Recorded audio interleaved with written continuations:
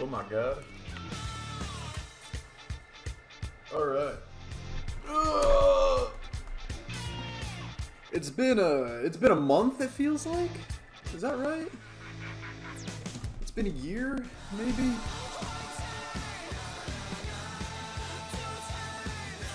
I know it's been a long time.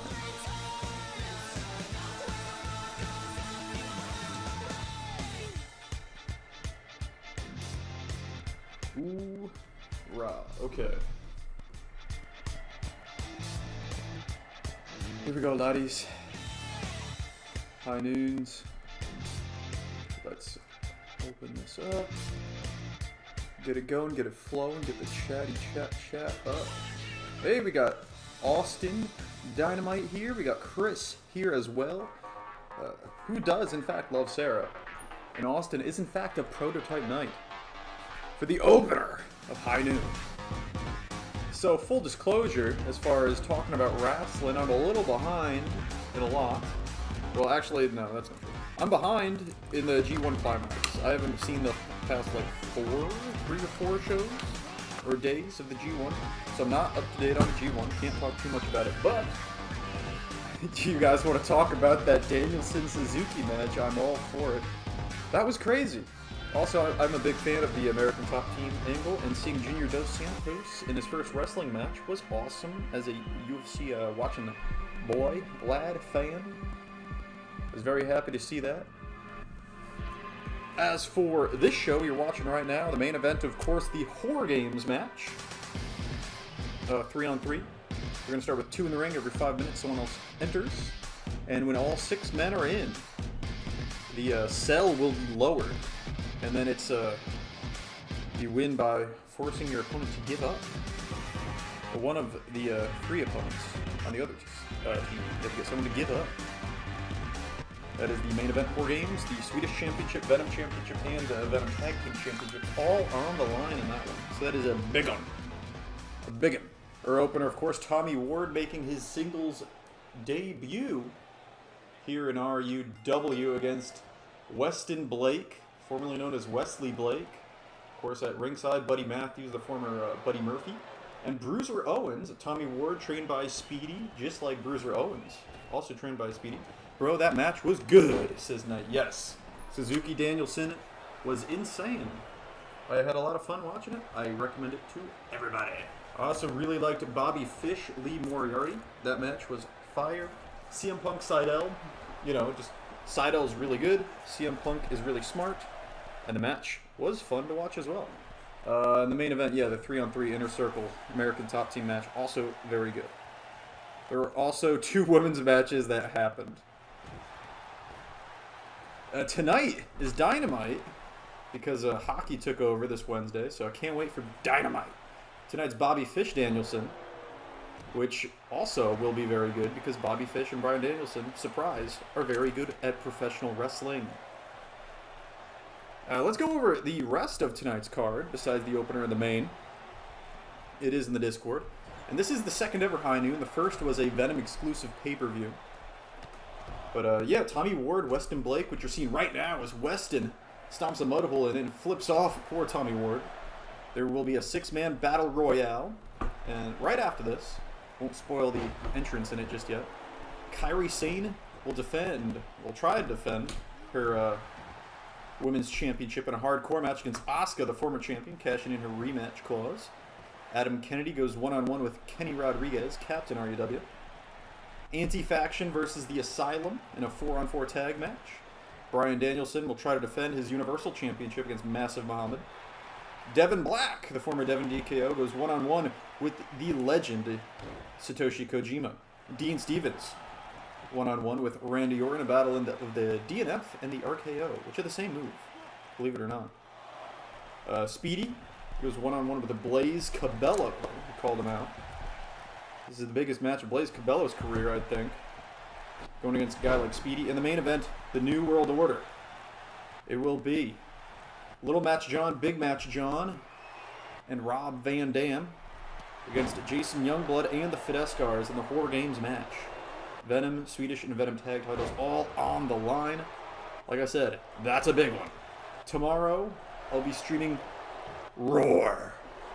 And the Roar card, well, I can't say anything about the Roar card because we don't know exactly what it's going to be. It depends what happens tonight. And a big buckle bomb by Tommy Ward. Tommy Ward now. Beautiful German suplex. Stay standing, does Weston Blake. And a big lariat takes down Ward. On the last episode of Venom, we saw Bray Wyatt versus Austin Dynamite in the main event. There's the Froggy Splash. Blake hits his finishing move, looking to put away Ward, but no, the distraction from Bruiser Owens might have just saved Ward there.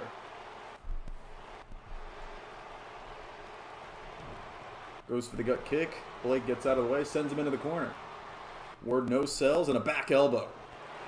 Goes for the kitchen sink, that knee to the gut. Down goes Blake. Goes for the double leg takedown. Blake sees it coming. Not going to let it happen.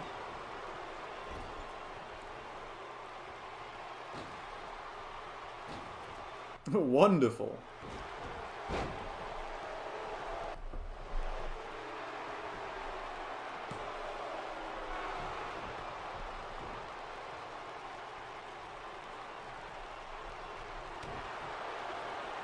Backstabber by Blake. Very good, very good, very impressive. Big European uppercut. And a DDT from Ward. Ward now with the cover. One. And a kick out by Blake. You might have noticed when I went over the card, the Solar Championship not being defended on this pay-per-view. That is because Lance has been out of action since that death match against Kenta. That opened the show kind of unofficially at the Uso Battle Royale pay-per-view. Leg drop to the leg by Blake, going up to the top. Definitely looking to hit that Froggy Splash again. And he hits it, a second Frog Splash. This time Bruiser Owens not able to distract the referee, and Ward kicks out nonetheless.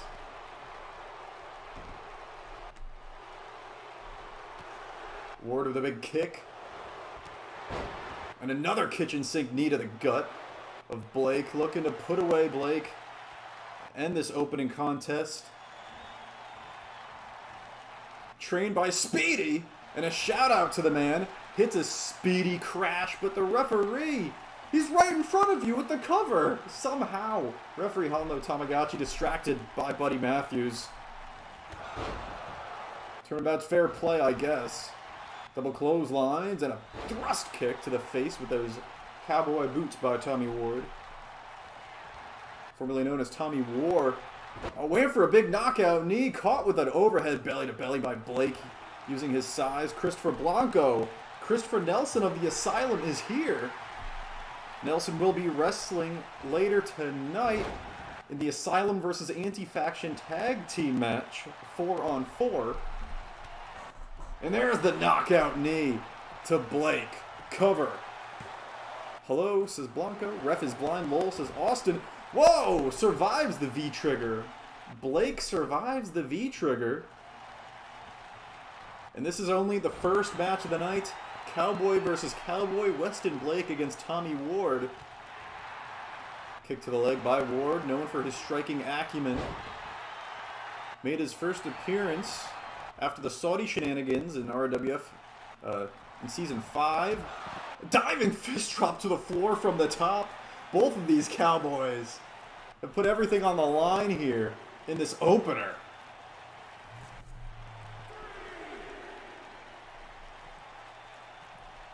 Jesus Louises. Blake throws in Ward. Blake, the first time we saw Blake was in a build-up to Worlds Collide DCW versus RWF, and a big elbow drop off the top. Elbowed. Not sure what happened there. Goes for a third Froggy Splash, but Ward gets the knees up, sits up, a big chest kick, lays out Blake. That kick to the body. And a second Speedy crash cover. 1, 2, No! Buddy Matthews pulls out the referee. Buddy Matthews comes in clutch, saving Weston Blake again. Blake and Murphy, multiple-time tag team champions here in RUW on both Venom and Roar brands. Blake, though, still alive. Thanks to the efforts of Tommy Ward. And Speedy is here.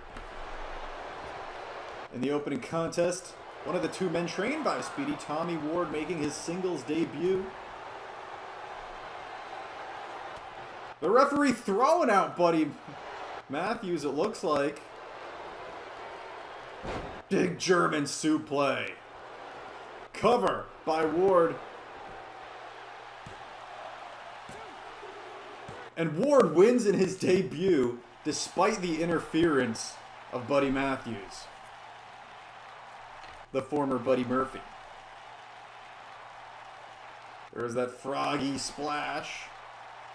That was the first one for Bruiser Owens, fellow student. Distracted the referee for Ward. The second one, Ward just kicked out of. And the third, he got the knees up. He came off the rope, top rope for the frog splash 3 times in this match. Did Weston Blake, formerly Wesley. Speedy tonight will be going one-on-one with Blaze Cabello. And welcome Lance Uppercut, the Solar Champion, here as well. Just missed the opening contest, cowboy on cowboy action between Weston Blake and Tommy Ward in Ward's debut. And despite their Buddy Matthews, was thrown out by the referee for distractions too often, and Matthews laying out poor Weston Blake, not happy. I mean, he did distract the referee multiple times, and Blake still lost somehow. And the former Buddy Murphy looks upset as we get into the 6-man Battle Royale, which, by the way, I don't know why there's no sound.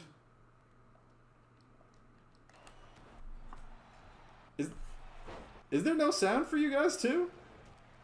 It's just very low for whatever reason. Why is this match so quiet? Whatever, it doesn't matter. 6-man Battle Royale. Penta already eliminated. We're down to 5. It's Chris Dickinson, Zack Sabre Jr. How we doing? Huh. Oh, I see the problem. I must have streamed this while I was in a PlayStation party. Okay. So we're going to hear random chatter. Oh, man. We're running some risks. Someone could say some naughty words in this chat. The mommy milky. It just said mommy milkies, of course. Of course he's talking about milkies. I might mute the audio. No, we're gonna let it play, and I'm just gonna talk over it. There it is. Yeah.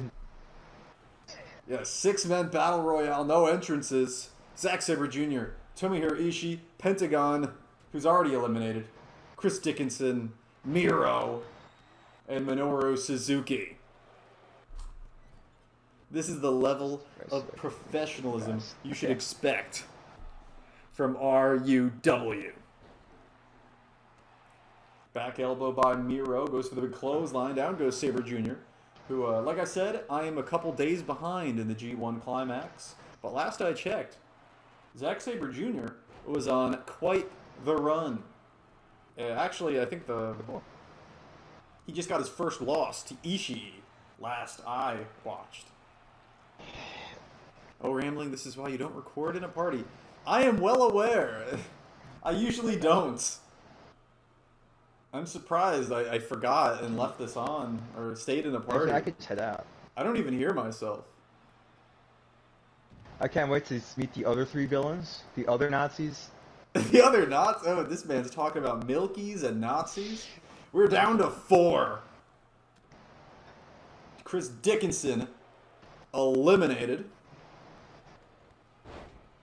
Big kick by Sabre Jr. What possessed you to record whilst in a party? I just forgot, I guess. I don't know. I forget when this was recorded. Ishii trying to eliminate Miro here. Big kick, and Sabre Jr. eliminates his fellow... Actually, the leader of his faction, Suzuki-gun. He eliminates Minoru Suzuki.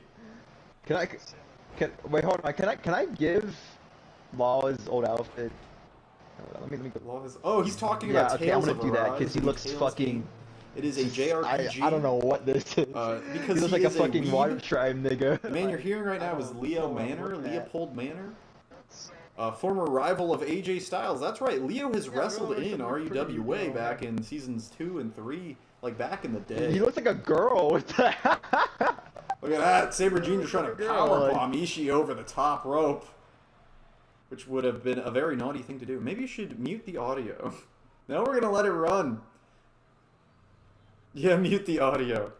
Okay, we're gonna mute the audio. We're gonna mute the audio. You're gonna get canceled, bro. And Sabre Jr. eliminated by Miro and Ishii working together.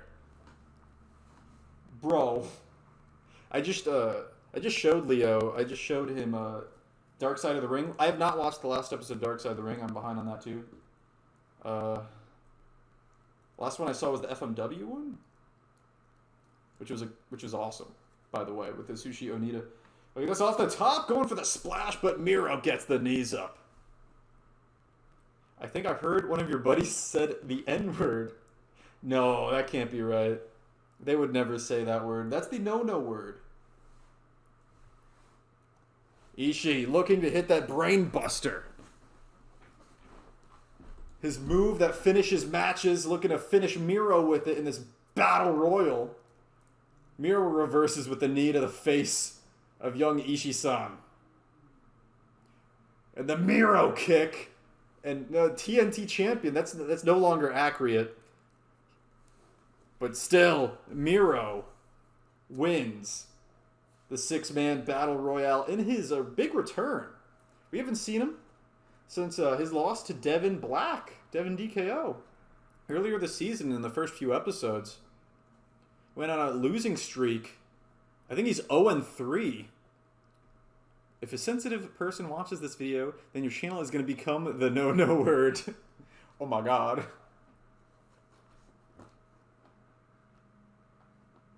Don't worry. Nothing happened. He's got TNT right on his pee-pee. Here it is. The captain of RUW, Kenny Rodriguez. Going against the former and 2-time Cruiserweight champion. Oh great, stream gone. Here, have to refresh. Great. Going against Adam Kennedy. Big opportunity for Kenny Rodriguez. This is his first pay-per-view match. Let's see what the captain can do here at high noon.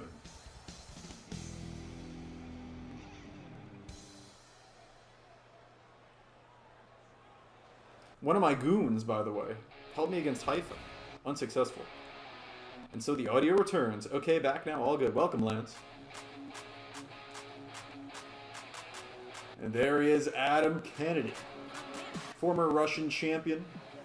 And like I said before, 2-time Cruiserweight champion. Bloody Hell. No, we're not at the Bloody Hell pay-per-view just yet. I guess I'll announce that now, even though it's a long ways away. We are going to have a pay-per-view somewhere in the British Isles. Probably on the Isle of Britain itself. I don't know what city. Probably London.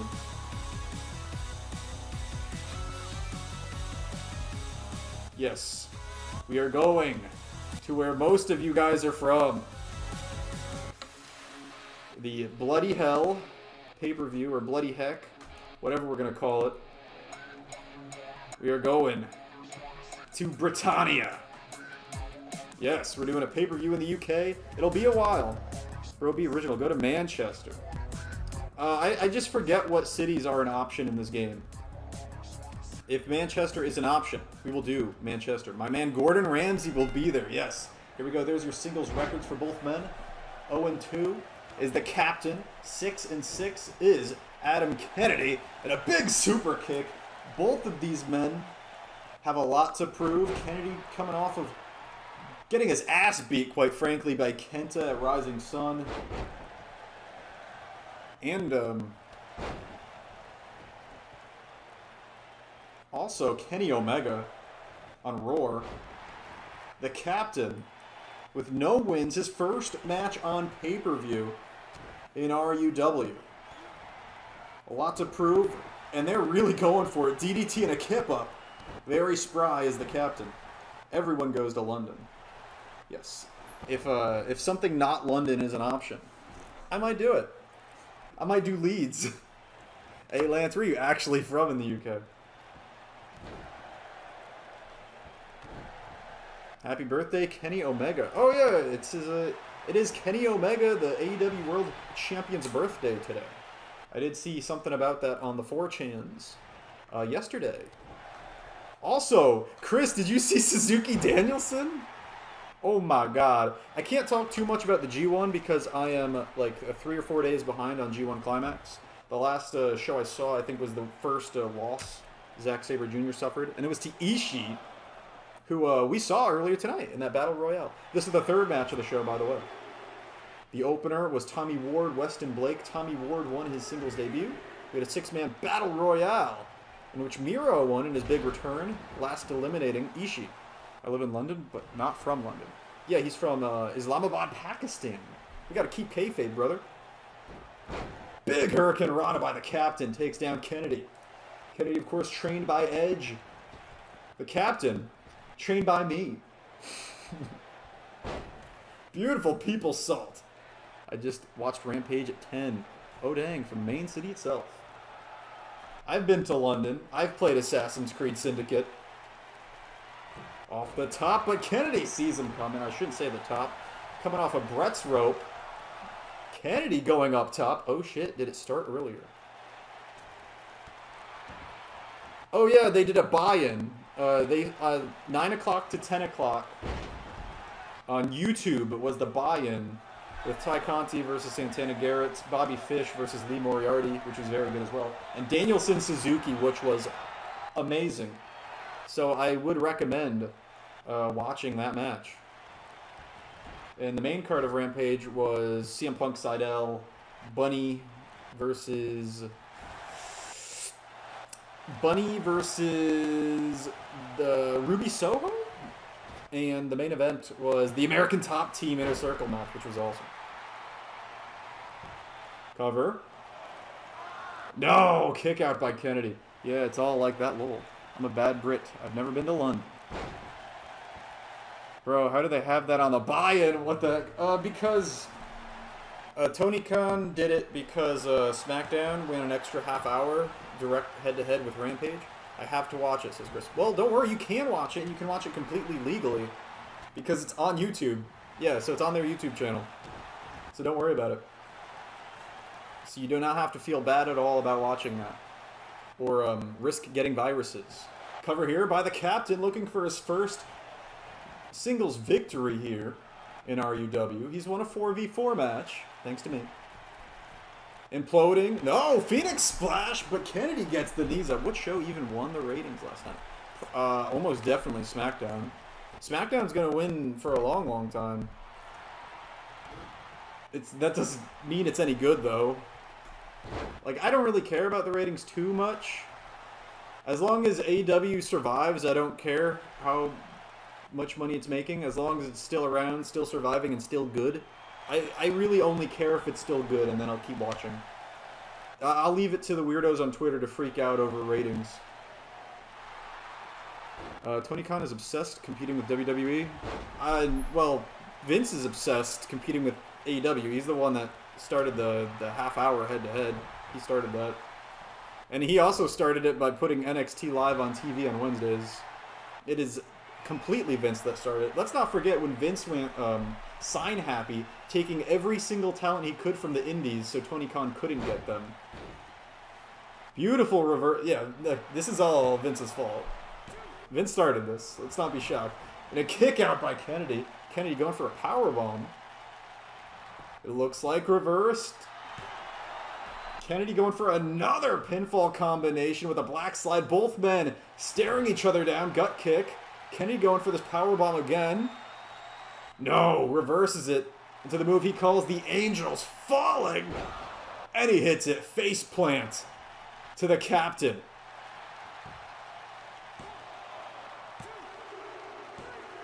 And a big win for the former Cruiserweight champion, Adam Kennedy. Well, man, I'm not used to doing illegal things. I'm a known criminal. Me too, man. I saw Rampage ratings has been bad, but SmackDown not much better. SmackDown is okay, to be honest. True. I think Rampage easily better. Nice false finish.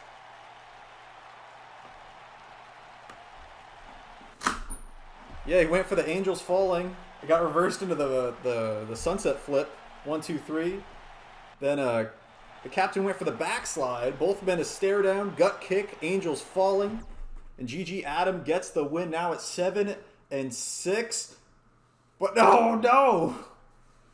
I've been calling it the Angels Falling, but the man who uses that move is really Brian Cage. Of course, calls it the Weapon X. Brian Cage laying out both the captain and Adam Kennedy. It's the Machine! And he's here in RUW, and he is not happy about that man using the Weapon X. Yes, it is not the Angels Falling. It is truly the Weapon X. The Machine, triple threat. Oh, damn. We want a triple threat, says Speedy. That'd probably be a good match. Maybe we will see it. I don't know. But it's time for the bathroom break match of the show. Only women's match on the card. The former champion, Asuka, who was champion for most of the season, finally lost the title to Kairi Sane at Rising Sun, which I think most people would probably agree was the best show this season. It's Ask Her. Let's go. Asuka, the former women's champion, finally getting her rematch here at High Noon against Kairi Sane. And this is a hardcore rules match. If we're all being honest, we're only here for me. Winky wink. Speedy, of course, wrestling Blaze Cabello. A Riley underdog and a upstart, a rookie. Or at least compared to Speedy. He will have a size advantage, though. Saw Speedy lose the Grand Championship to Every Caught Ever with that burning hammer at Rising Sun, the show we previously talked about. Said, hey, my finish is the Blazing Hammer. I can take out the little man too. And Blaze Cabello better be able to put his money where his mouth is, because Speedy is no joke. Burned arms or not. Let's go to the bathroom, says Lance. And here comes the unified RUW Women's Champion. Okay, that's enough talking about Rising Sun. Well, this is the second time the Venom Championship will be main eventing a pay-per-view this season. Mostly because the main event tonight of High Noon is the Whore Games match.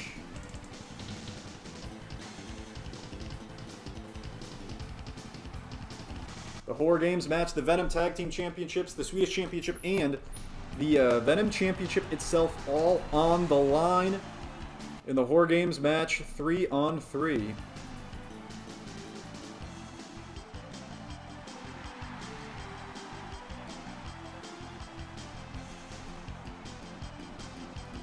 Raul and Fidel Fidescar and Jason Youngblood taking on the NWO's Big Match John, who is the current Venom champion, Little Match John, Knee Gargano, and Rob Van Dam, RVD. Here we go, women's title on the line. I think we can all say that I was the best champion in its history, says Speedy. And he is talking about the Grand Championship. There have only ever been 6 RWF Grand Champions. Little Match Johnny Gargano, No Hope, AJ Styles, Antonio Cesaro, Tyler Flight, also known as Speedy, and now Every Caught Ever, also known as Hell Crime. Or Satan himself. See, you know, there are worse people to lose wrestling matches to.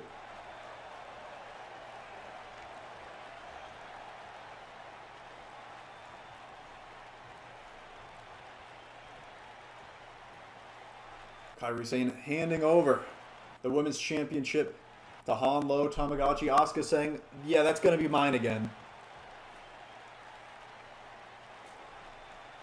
And we enter the 4th match of the card. And out of all of them, I was the best, says Speedy. You had, you probably had the most defenses, even though, I don't have, logs or a count.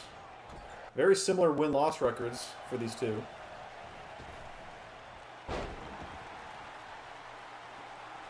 For example, I once lost a wrestling match to Ryan Nemeth. Oh yeah, we're gonna do that. Don't worry. Well, Chris, that came out of nowhere, what you just said. Did you say something that got censored or something? I know YouTube is censor happy. Off the ropes comes Asuka looking to attack with the ass. Yes. Ass to the back. Cover. And a kick out by Sane. I never kept track of the title defenses of any RWF title. Because as we all know, they weren't, in a way, they weren't titles. They were, you know, the stones and the Infinity Belt. I guess the belt itself is one. They are titles. What am I saying? I just didn't keep track of them like I kept track of the REW titles. I didn't keep track of the defenses. Only the title changes and who was champion.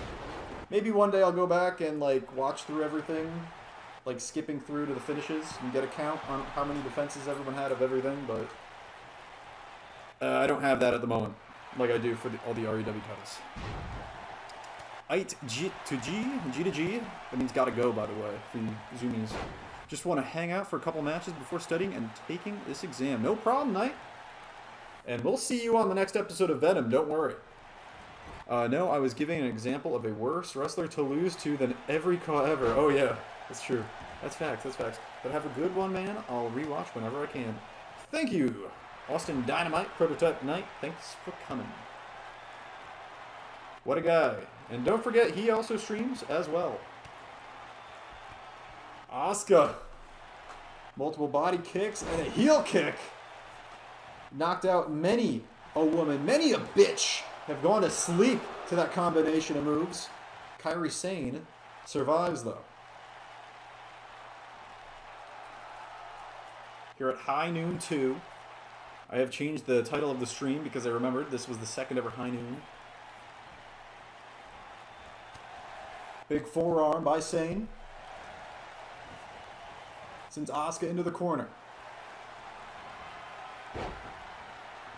Kicked off by the former women's champion. The woman that took the title off of Kairi for the first time. Kairi, a 2-time women's champion. Of course, lost the title in that triple threat with Summer Rae. Now retired by Kairi and Asuka. Bitch is a very popular word in wrestling these days. Yeah. And don't forget shit.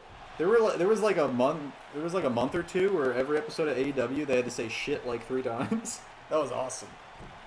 But of course we don't use coarse language here on RUW. We are a channel for young ones, children.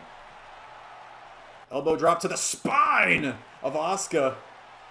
And now going for the insane elbow. Again, once to the spine, once to the abdomen. To retain the women's champion. Asuka says, fuck your finish, even when it's to my spine, even when you do it twice. Asuka's got a size advantage. She has been one tough cookie to put down. And despite the hardcore rules nature of this match, both women going head-to-head in a very fair and even way at the moment.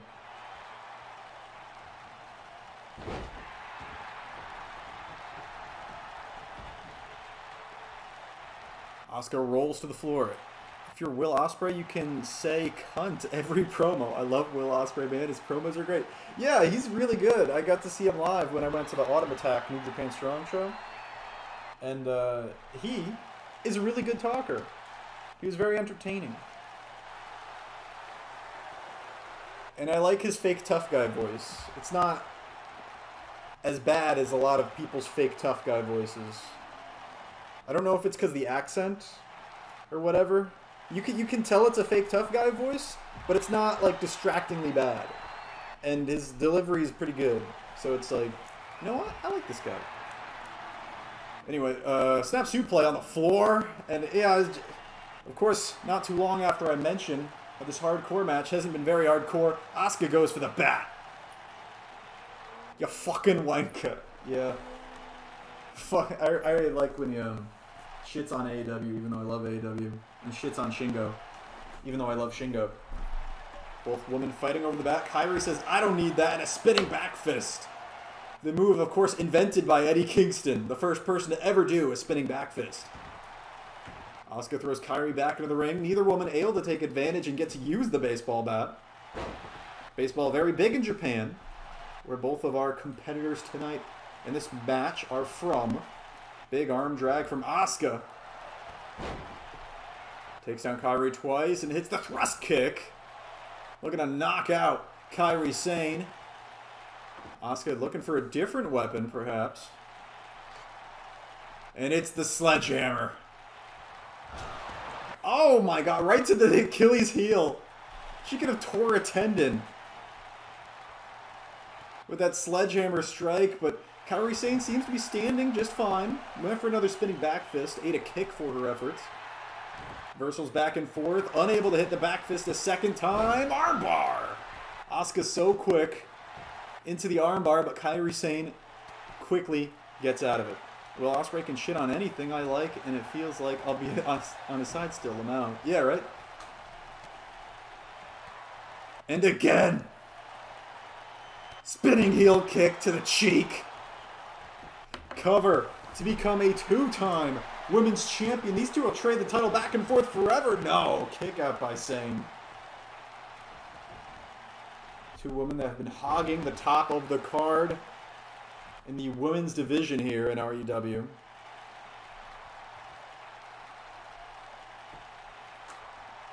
Kairi Sane and Asuka. Up and over here at high noon. By the way, how do you like the filter on the screen? No one said anything, so I guess that means it's not too annoying. So I guess it was a good move going for it. Drop toe hold. Asuka now to an STF. Only a heel can win with a spinning heel kick. That is true. Kick to the gutski. Asuka no sells. The bigger woman now. Again looking for the STF, trying to tap out. Kairi Sane, very smart. She's done a lot of damage to the face. And those kicks have to be not great for your neck either. It looks good. I know it's a very funky looking arena. We got the cow print and the snake skin.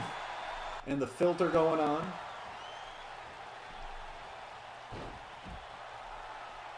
Here at high noon, a lot of colors going on in this arena. Diving fist drop from the top to the throat of Asuka on the floor.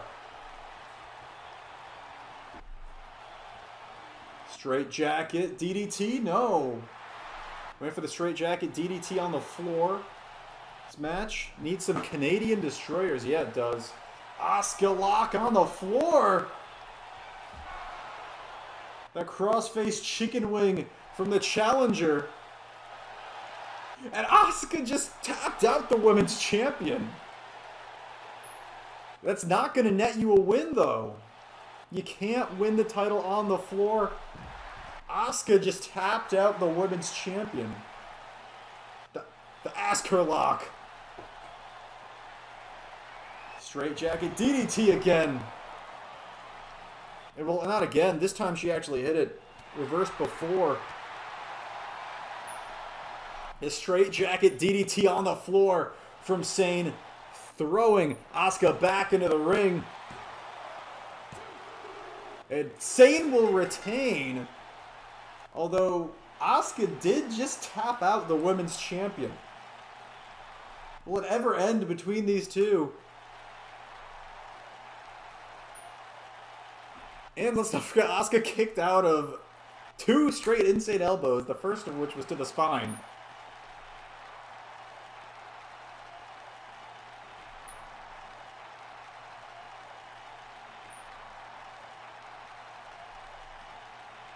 Nonetheless, it is another big win for Kairi Sane. Now it's 6 wins, 0 losses, and 2 draws. As the bathroom break of High Noon has officially ended. She could have simply made her tap in the ring. What an idiot. I know. What a stupid, idiot, dumb.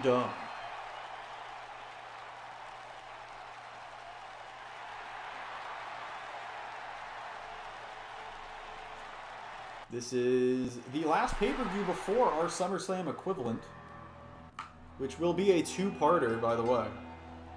Oh no. Here they come.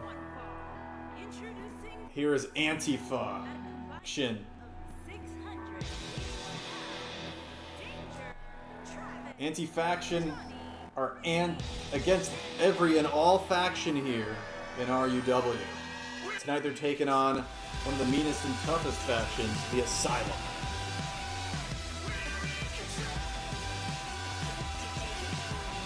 Don't know their real names, simply know them as Che, Marks, and Lennon.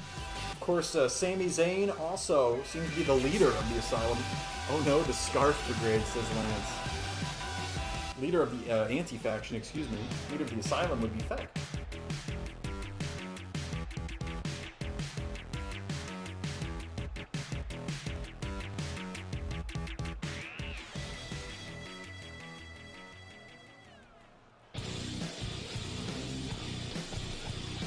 Also, the big return of entrance music for this pay-per-view, which we haven't had since Rising Sun. It certainly does add to the experience, doesn't it? These guys look like heels. What about these guys right here?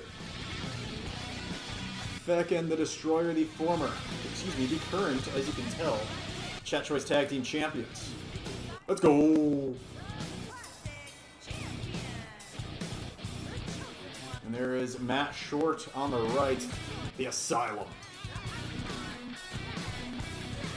Dominant faction from RWF.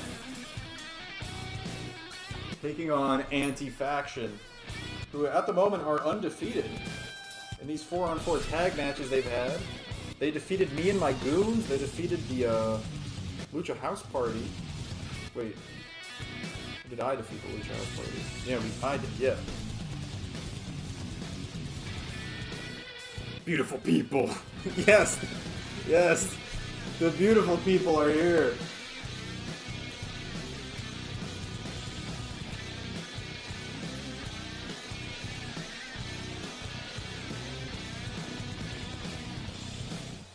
Destroyer, former Chance Choice champion. Feck in his second reign as Chat Choice Tag Team champion. Matt Short there as well. And he's moshing.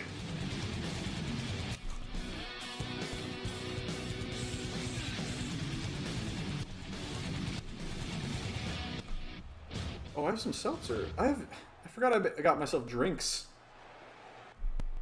My throat's been dying. My voice has been shite. That's not a curse word, right? Because it's British or something?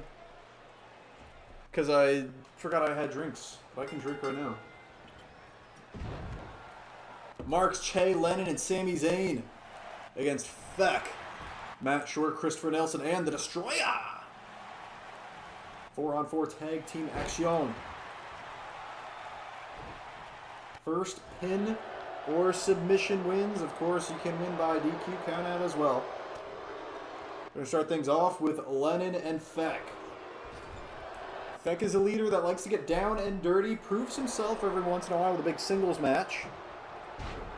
And Lennon just throwing marks right on top of Feck.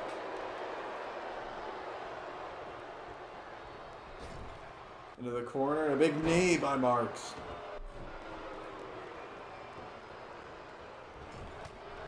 Punch to the back of Marks' head by the Destroyer.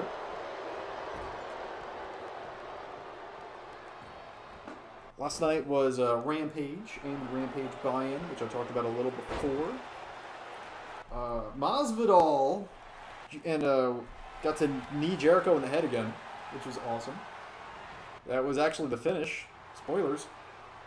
Feck makes the tag. In comes his fellow tag team partner, the Destroyer. They're the tag team champions of the Choice division together. The Destroyer now with a big suplex over the ropes and into the ring comes Marks.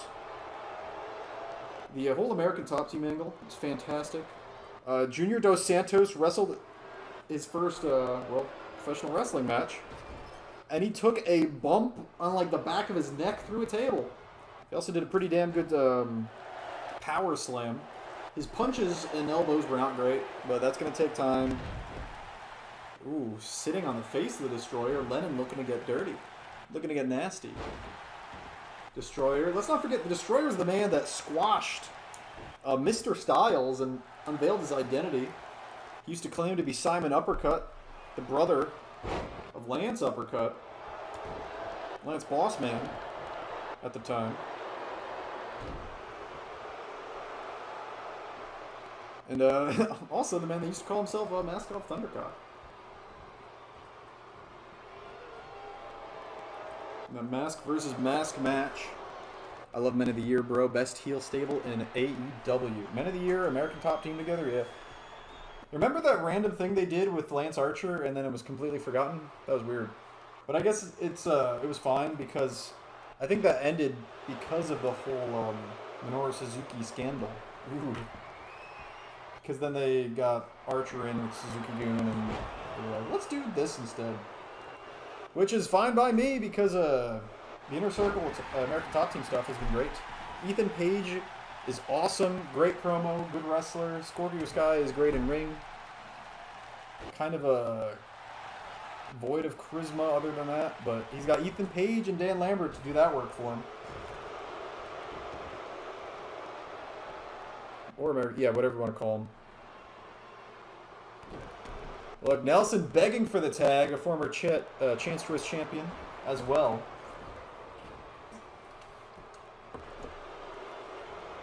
Dude, it was just crazy to see JDS in a match. And I hope he sticks with it. That's a guy where if he does keep at it, and he does really want to get into this and make this his career, I would put the fucking title on JDS. That makes your title look really good. Like I said, if he really does have his heart in it, at some point way down the line, and he's actually like a pretty good wrestler, it seems like he likes what he's doing now. JDS seems to really be into it. Hope AEW keeps pushing them, and I think they will. Yeah, me too.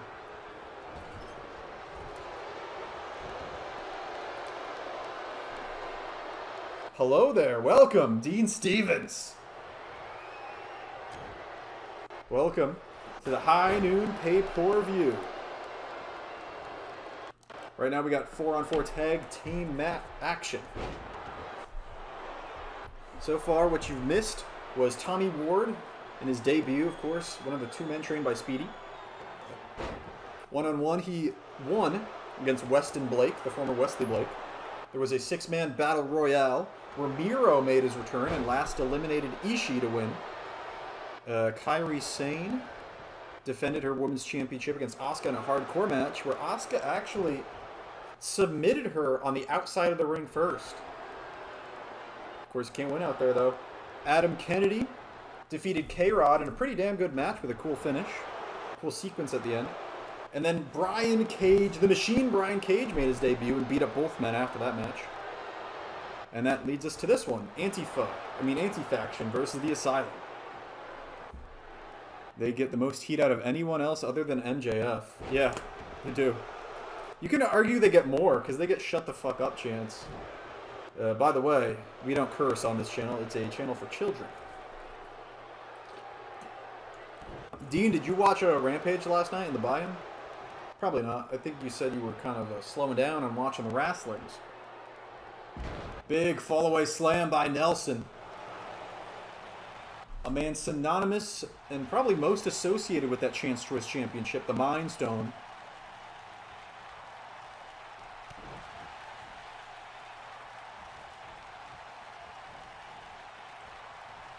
Look at this. Is the yellow one the Mind Stone? I forget. What's the orange one? Is that the Soul Stone? I don't know. I don't care about cave shit. Che with a sunset flip. I mean, a code red. And now a standing moonsault. Know what happened. They had Bryan Danielson versus Minoru Suzuki, which was awesome. Bobby Fish versus Leo Moriarty, which was great. Bobby Fish, still good. American Top Team wrestled the Inner Circle. So that's Jericho and Sammy Guevara and Jake Hager wrestled the Men of the Year, and Junior Dos Santos, the former UFC heavyweight champion of the world, which was awesome. And CM Punk, Matt Sydal, which was pretty damn good too. Did you see the leaked Full Gear card a while back? Yes, I did. And I hope they change some of it. Although Moxley-Danielson is a match I want to see. It's weird. I thought they would hold off on Omega Hangman. I thought they would do it like a storyline with Hangman, like not being sure of himself and being anxious and being like, I don't know if I can beat Kenny Omega. I don't know when I cash this thing in, with like the Dark Order, like eventually helping hype him up and helping him realize, yeah, you can do it and you should cash it in. But no, they're just doing it at Full Gear. I thought that for sure they were going to do Kenny Omega versus CM Punk and Kenny Omega versus Danielson for the title first, because those are big money matches and you think you'd want to do them for the title. Doesn't make sense for them to just drop the Kenny Danielson feud. And they're not going to. It just, I guess it's going to be non-title, which is weird to me. Which is really weird to me. Kenny versus Danielson has to happen again after that draw. Yeah. I guess it's just way down the line it's going to happen, and not for the title. It's just odd. Or they could, the build to Hangman Omega could be an even slower build, and he fucks up and loses this match. Or maybe they do a thing where he kicks out of the one-winged angel, but he still loses, and it's like he got closer, but he still fucked up. I don't know what they're gonna do. I don't know how it's gonna happen. Don't know what's going on, but I kind of like that I don't know what's going on, because usually they do whatever makes the most sense. And, you know, predictability isn't always a bad thing, especially if it makes sense and is entertaining to watch. So, normally they just do what makes sense. But this time, I don't know what makes sense. I thought it was Danielson Omega, Punk Omega, and then Omega Hangman, but I guess not. They could swerve us and have Omega retain against Hangman. Yeah. Yes, I thought it would be Danielson versus Omega next month, but I assume it will be kept back till later, maybe the new year. I think Hangman losing to Kenny might be the move, TBH. Yeah, me too. And then set up some kind of big gimmick match or something, I don't know. It would throw people off. Yes, it would. I'd have it be clean, too. Omega will retain, and he will face Danielson around January. Yeah, that's what I would do. I would do, I would have done Full Gear Danielson.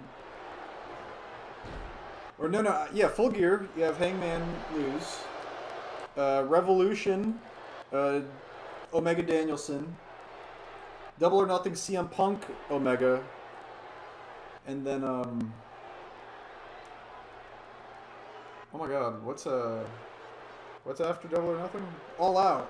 Yeah, then All Out. Oh, Omega Hangman. Although, I think the name of the pay-per-view, Full Gear, is a, like, Hangman Adam Page reference from Being the Elite. So maybe that's why he's winning now? I don't know.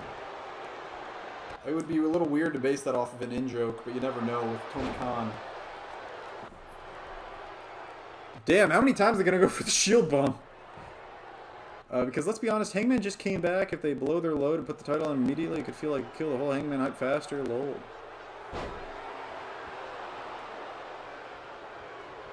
It's hard. It's really hard to predict stuff like that. Because there is something to be said for striking while the iron's hot. And not waiting too long.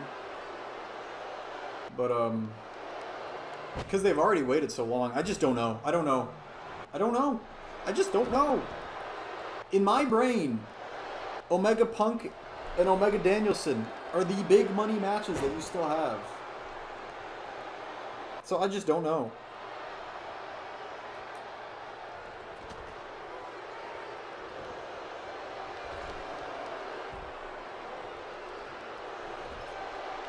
Danger. Excuse me. It's Matt Short. Arm dragged by Che. AEW is just very interesting right now in that I don't know what they're going to do. And I'm willing to go with whatever they have, at least for a few months, to see if it's good. Because they have a pretty good track record of when they do something that seems odd, they usually make it make sense, and it doesn't take that long. How many matches do we have left? After this one is Devin Black versus Satoshi Kojima, Bryan Danielson versus Massive Mo for the Universal Championship, Dean Stevens, Randy Orton, Speedy versus Blaze Cabello, and the Whore Games match, the New World Order against Jason Youngblood and the Fidescars, with the Swedish Venom and Venom tag titles all on the line. So that's 1, 2, 3, 4, 5 matches? Can't wait to see what happens. AW's backed into a corner with that match, man. No one truly knows. Yeah, he does that a lot, it feels like.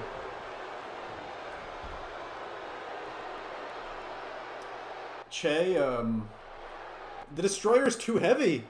Che trying to lift the Destroyer, or drag him, but he's too heavy. Instead, throwing him into the anti-faction's corner.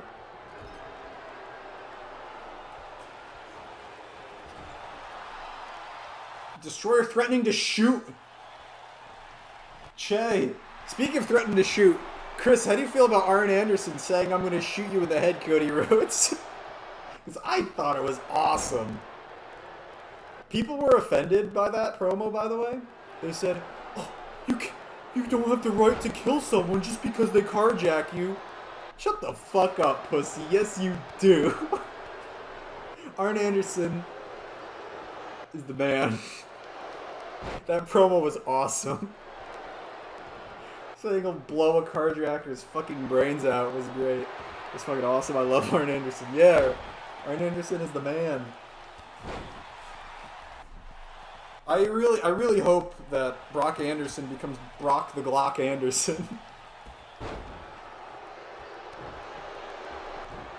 AEW has so many, like, future stars. Like, potential future stars. Like Sammy Guevara, MJF. People were offended, yeah. In the United States, there's a big... It's weird. Like, there's so much sympathy for criminals in the United States. Like, especially, even, if not especially violent criminals. It's really weird. Anderson has gone nuts, lol. Yeah, the Arn Anderson promo where he showed up at Cody Rhodes' house burning stuff in his yard. It's awesome. Everyone with the last name Anderson is cool, honestly. Yeah, that's true. Ken Anderson, awesome. Carl Anderson, awesome. Brock the Glock and Arn Anderson, awesome. Cover of the Destroyer by Che. And the Destroyer kicks out this deep into the match. Everyone? Yeah, okay. I read that. Anyway, like I was saying, AEW potential future stars. Jungle Boy, MJF, Sammy Guevara, Brock the Glock Anderson, Lee Moriarty. Who else is being built up? Daniel Garcia, Wardlow. Wardlow is a big one. Even though I think he looks retarded with all his makeup and his hair. He's definitely a potential future big star. For like all criminals, because like I could understand drug dealers, but violent offenders, yeah, for violent offenders, there's a big sympathy for them here in America, and it's really weird. And every time you speak out against it, you get called a racist or something. It's pretty great. A big clothesline from Marks to the Destroyer. America kind of sucks right now. Yeah, what I say all the time is like, bro, America fucking sucks. But at least it's better than everywhere else. 3 count from the referee, Hanlo Tamagotchi. Feck now getting involved, helping beat on Marks on the outside. And a big clothesline from the Destroyer. Oh my god, huge overhand chop. And another one, very Suzuki-like, is the Destroyer right now. And a fist to the face with a power glove from the Destroyer. 7 count from the referee, but things are getting back into the ring now. And this match seems like it's going Broadway. Bet that gets a great reaction, lol. I just use it to piss off Europeans on 4chan, don't worry about it. Yeah, like, we are slowly losing our freedom, and we haven't completely yet, so it's still better. Yeah. Still more free than everywhere else. I don't care about your freedom index that doesn't take into account people getting jailed in Britain for saying words. Oh, Britain has more freedom than the US. Oh no, we'll ignore that part of it though. What? Dude, what? But, you know what I gotta say? Politics are lame and stupid. So I'm done talking about them. Anti-faction has defeated the Asylum.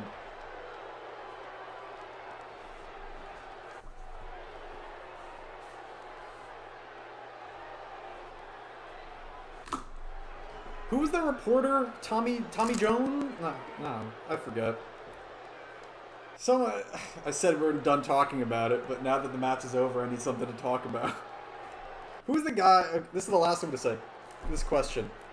Who's the guy in Britain that brought up, like, statistics of violent crime among a certain religion, and he was thrown in jail for it because it was considered hateful for stating statistics? What the hell's going on over there? I have no clue what Ireland's freedom index is.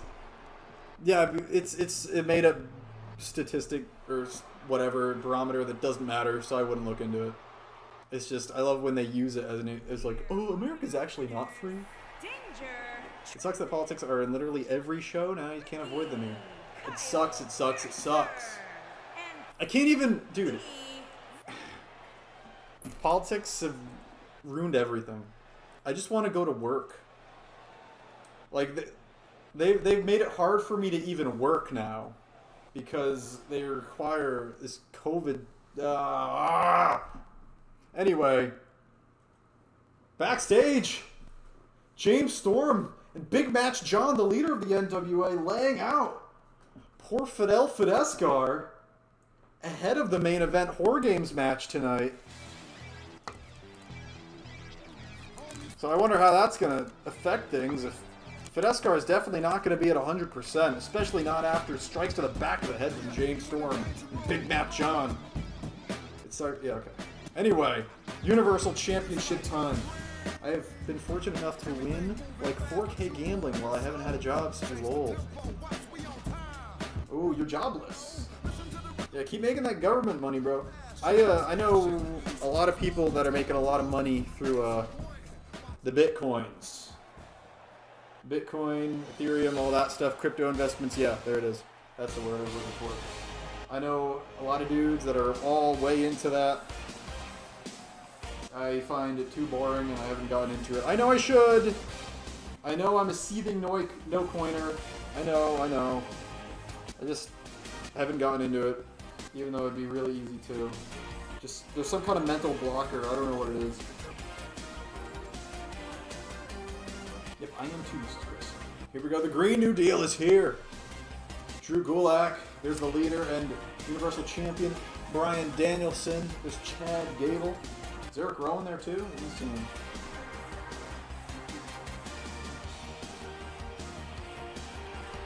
And it's pretty funny, like how the establishment and the government fears cryptocurrency.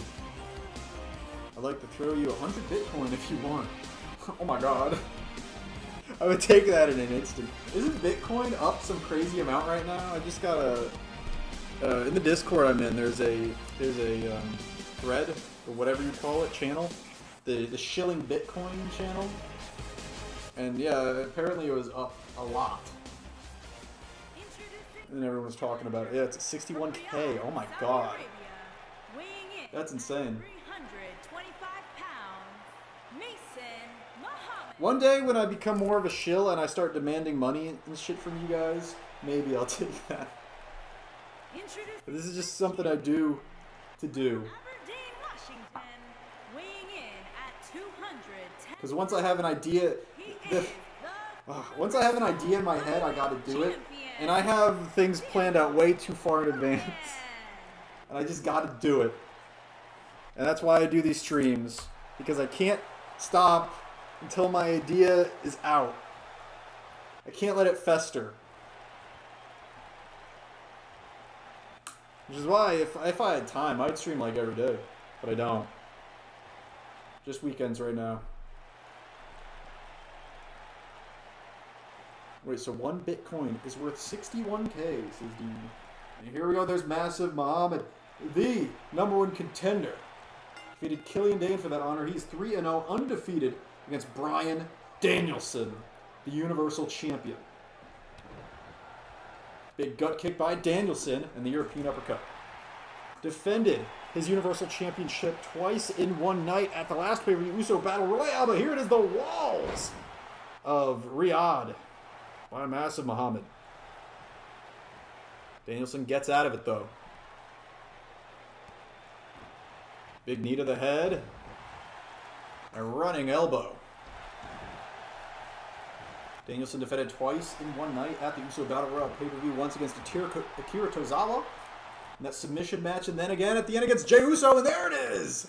The cattle mutilation, his new official finisher, as determined on AEW.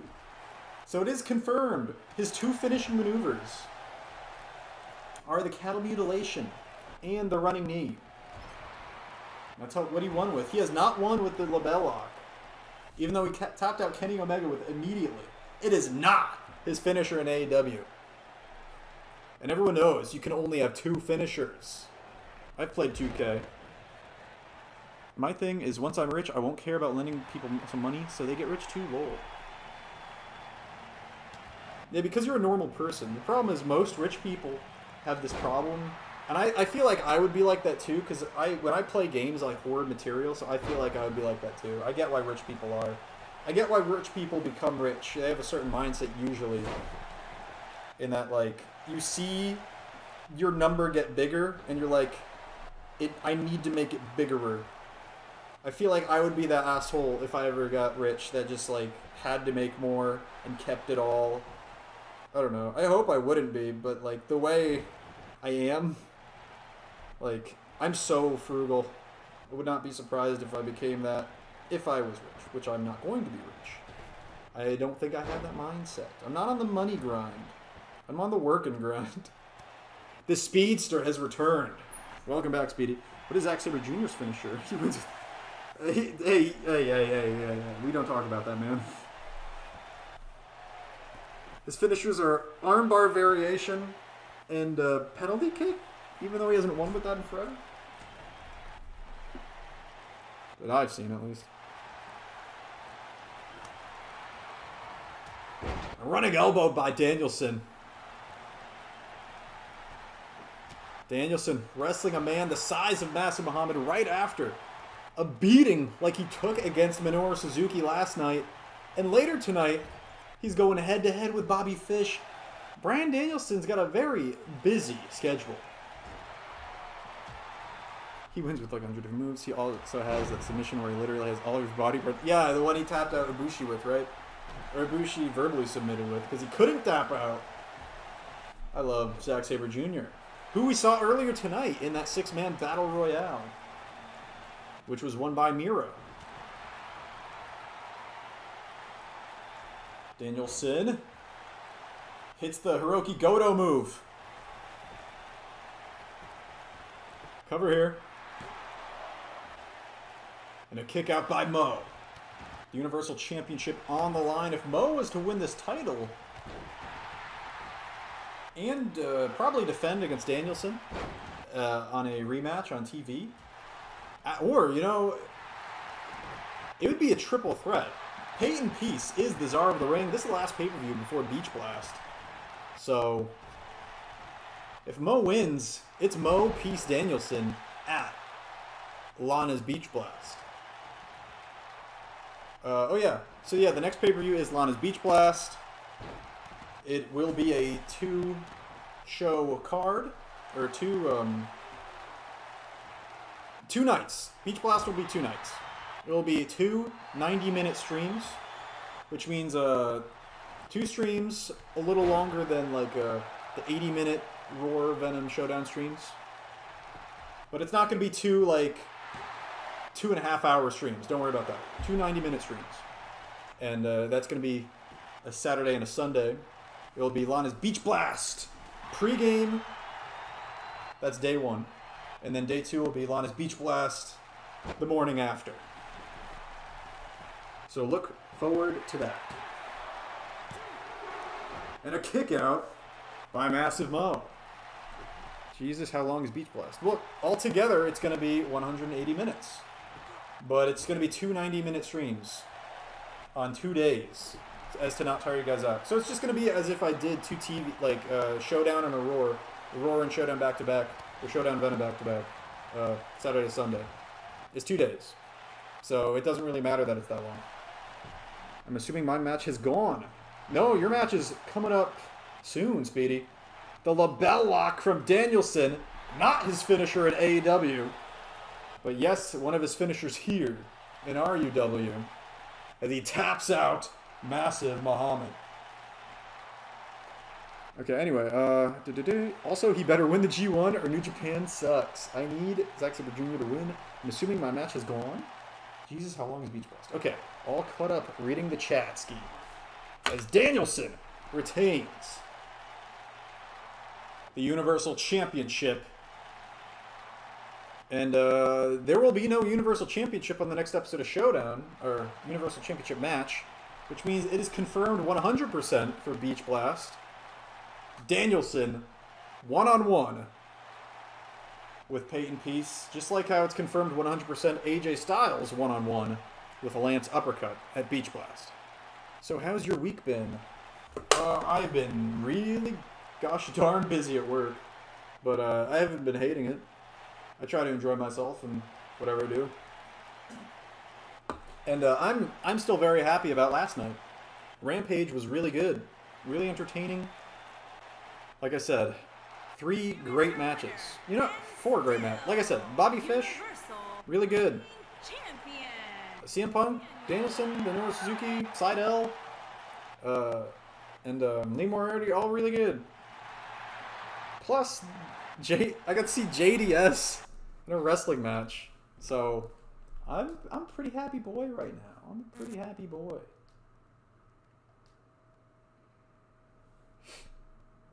All right. What is the next match? Oh, yeah. I know what the next match is. Here we go. Yeah, I'm going to keep doing entrance music for the pay-per-views. Unless, like, my schedule gets really messed up and I can't edit it in. And I want to stream in time where it's not too late. So, anyway, here comes the owner of DCW, Devin Black. And he's taking on the legendary former NWA, Triple Crown, and IWGP Heavyweight Champion, World Champion, Satoshi Kojima.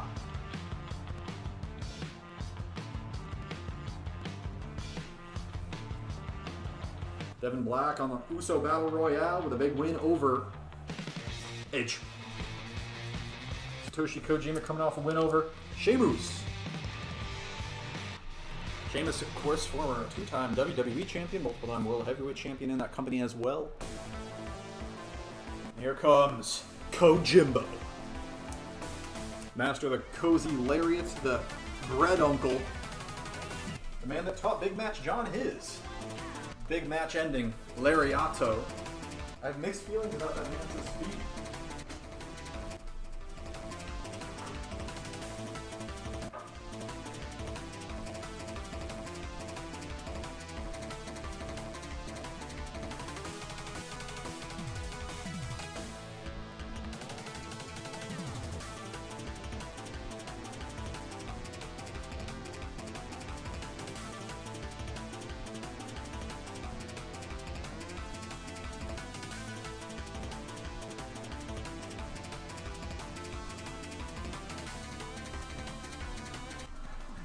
Alright. Let's see what we got. Should we expect Roar next week? No, Roar is tomorrow. Roar is tomorrow. I get to do 2 streams in 1 week. Very happy. Also, petition for Emily to do a face reveal. Actually, I do have a face reveal. Before COVID, my car did not have a mask on. So you go back and watch some season 4 or 3 stuff, you'll find it. These two have opposite singles win-loss records this season. Devin Black at 2-1, Satoshi Kojima at 1-2. Kojima with a size advantage, Devin with the youth, and likely the speed. Not sure if he'll be able to match the power of someone like Satoshi Kojima, though. No, he's not. Look at this, powered off the ropes by the bigger man. Kojima going for the clothesline already. Oh yeah, Choppa Kino. And Kojima takes out the leg of Devin. See ya, tomorrow is Roar. 80 minutes. 80-minute stream. So like half as long as this one.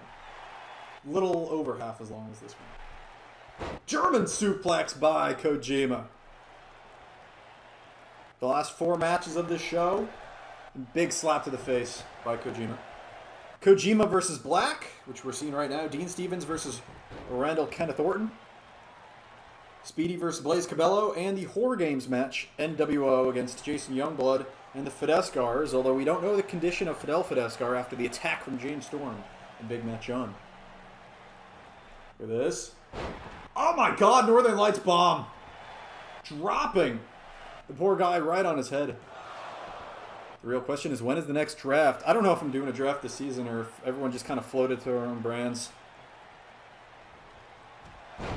After the fall of Flashpoint. That seems like the move is just everyone has kind of found a brand they landed on, it seems like. Big forearm by Kojima.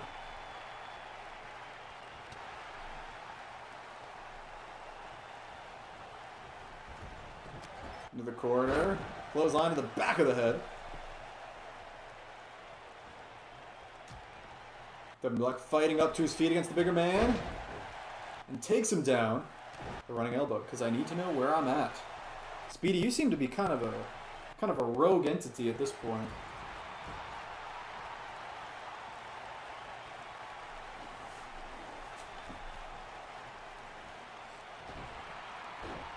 Drops him, throat first, down goes Devin Black. So what brand am I on again? AW should do a brawl for all. They should do a worked brawl for all with the MMA gimmick they did with Hager and Wardlow that one time. Remember that? They should get all the shoot fighter-esque people, have them do those worked MMA matches, just to build someone up. Except for, unlike with Bart Gunn, they're actually going to do something with the winner.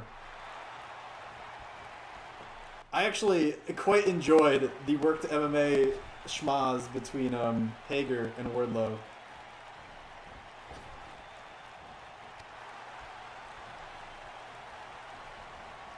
The power of Kojima coming into play again against a smaller man like Devin Black. Black was able to beat a bigger veteran before he beat Edge, like I said.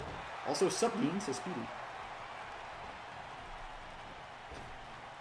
Speedy and Dean Stevens both have singles matches later tonight.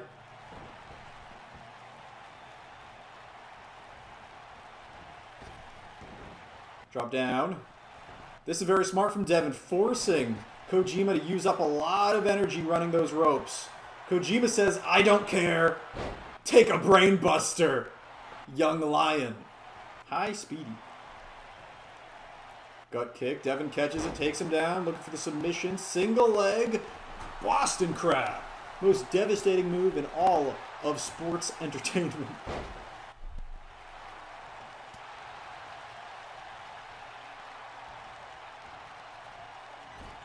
Into the corner, goes Speedy. Devin. Devin reverses it, goes for the stinger splash. Kojima gets out of the way. Koji Cutter. Koji Cutter to Devin Black. Up to the top goes Kojimbo.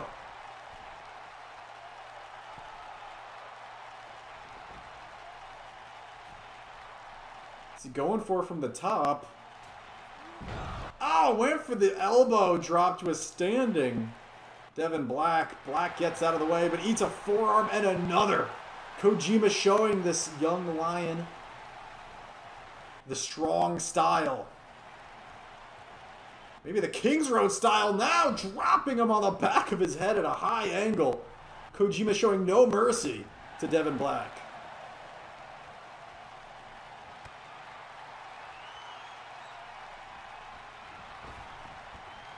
Peoples splash the moonsault.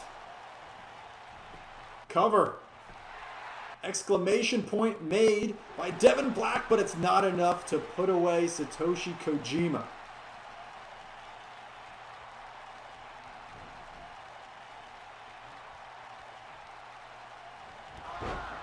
Takes him down. Big clothesline. Ducks the line. And a super kick. Everyone seems to have that same comeback. Devin, no exception. Shoulder tackle by Kojimbo. In the corner, Kojima. Taking him up. Oh no! Season 6 special! Superplex to the floor. Kojima and Devin Black killing each other. Kojima not wearing his usual NWO gear. The other members of the NWO in the main event later tonight. We already saw James Storm and Big Match John of the NWO. Now Kojima. We'll see RVD, Little Match Johnny Gargano later tonight. Kojima not wearing the black and white. Wearing his old school black, white, and orange. It's a blue Thunderbomb. No, not enough to put away Kojima. Black almost getting the win.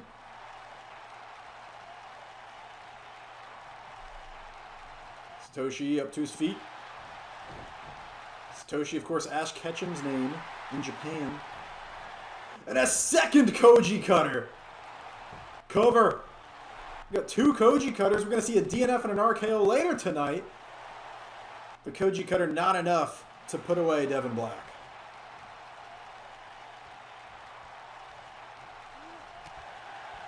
Big elbow to the head. Black looking to hit it. Looking to hit the fadeaway, his finishing move. But no, the power of Kojima, the size advantage comes into play again. Completely denies the full Nelson hold. And Black went for that fadeaway, reverse now in the corner. Single arm hook, DDT off the top rope. He could have killed him with that one. Somehow, up to his feet is Black. And there it is, the cozy lariat from Kojima. Cover here. And the veteran still has it. Satoshi Kojima, after spiking Devin right on his brain from the corner with that single arm DDT, hits the cozy lariat for the 1-2-3. Kojima succeeds where Edge had failed. Puts away Devin Black here at high noon.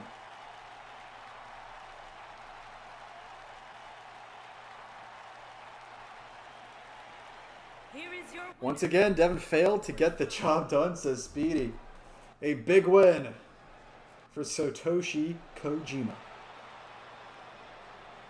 And you gotta think, Devin, both men now at 2-2, by the way. Devin and Kojima. Back to the drawing board for Devin Black.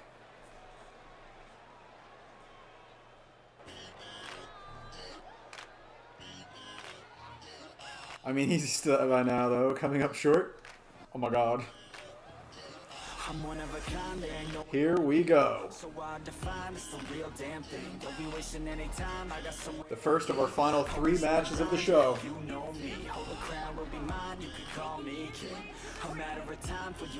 Speedy still with some choice words for Devin Black. I'm one of a kind and no one like me. Put my money where my mouth is. I'ma get it now, kid. Heard around town, this sound is astounding. He's a former RWF television champion, RWF tag team champion, and RWF Chance Choice champion. Is he, well, depending you ask, the current DCW World Heavyweight Champion and former DCW United States Champion. His name is Dean Stevens, and he is the top shagger. Damn, Devin lost. I'd consider that an upset. I think most people would have probably bet on Devin going into that one, but you can't underestimate a guy like Kojima, especially when it hits a big move like spiking Devin on his head there with that corner DDT. I think that's what sealed the deal, softened him up for that cozy lariat.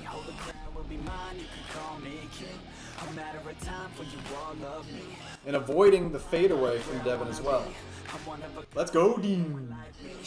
It's not enough, man. I want more. I keep on doing business, open every single door. I want to be the richest, so you see me up on Forbes. I can do this through my music. And the return of music certainly benefits this man. I want it bad. Every single day, I'll be carving out a path like a girl with the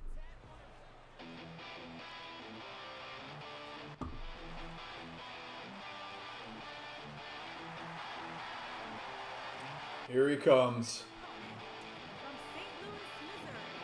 Why does it say Money in the Bank winner? That's not what it's called. Anyway, the holder of the executive order contract. It is Randy Orton.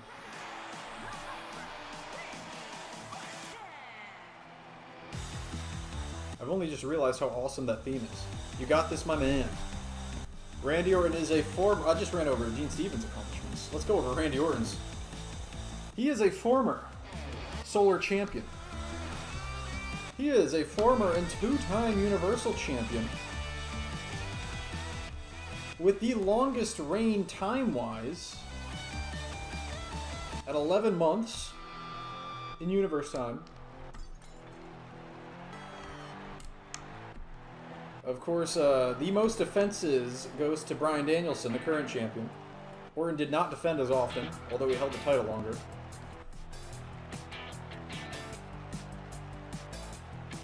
Randy Orton has been there and done that here in RUW, and now he's the holder of the Executive Order briefcase. And you gotta think, there's a very good chance of locking in a 3rd world title reign. Whether it's another solo run or his 3rd run with the Universal Championship. Could mix things up, go for the Venom title as well. AD, and you win this, then drinks on me, says Speedy. Here we go, the battle. 8-1-1 is Dean Stevens. 5-2 is Randy Orton. Right off the bat, the spinning face buster to Orton from Dean Stevens. RKO versus DNF, and a slap to the face by the top shagger. Yay, says Dean. Always happy to get free drinks. Flips him over. Shagger toying with Orton. He has the better record this season.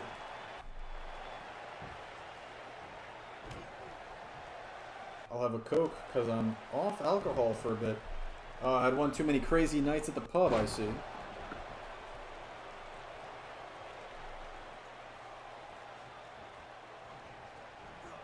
Orton now. Big lariat. Short arm lariat. Jake the Snake would be proud. Misses the kick to the back. Goes for a clothesline to the back of Orton's head. Orton sees it coming. And a vertical suplex from the contract holder.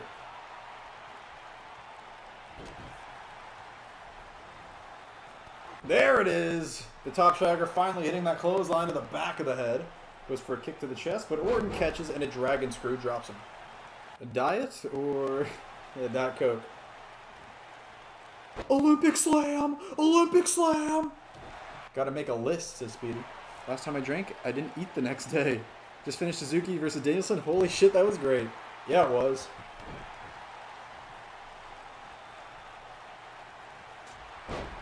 Which is why, oh my god, that was awesome.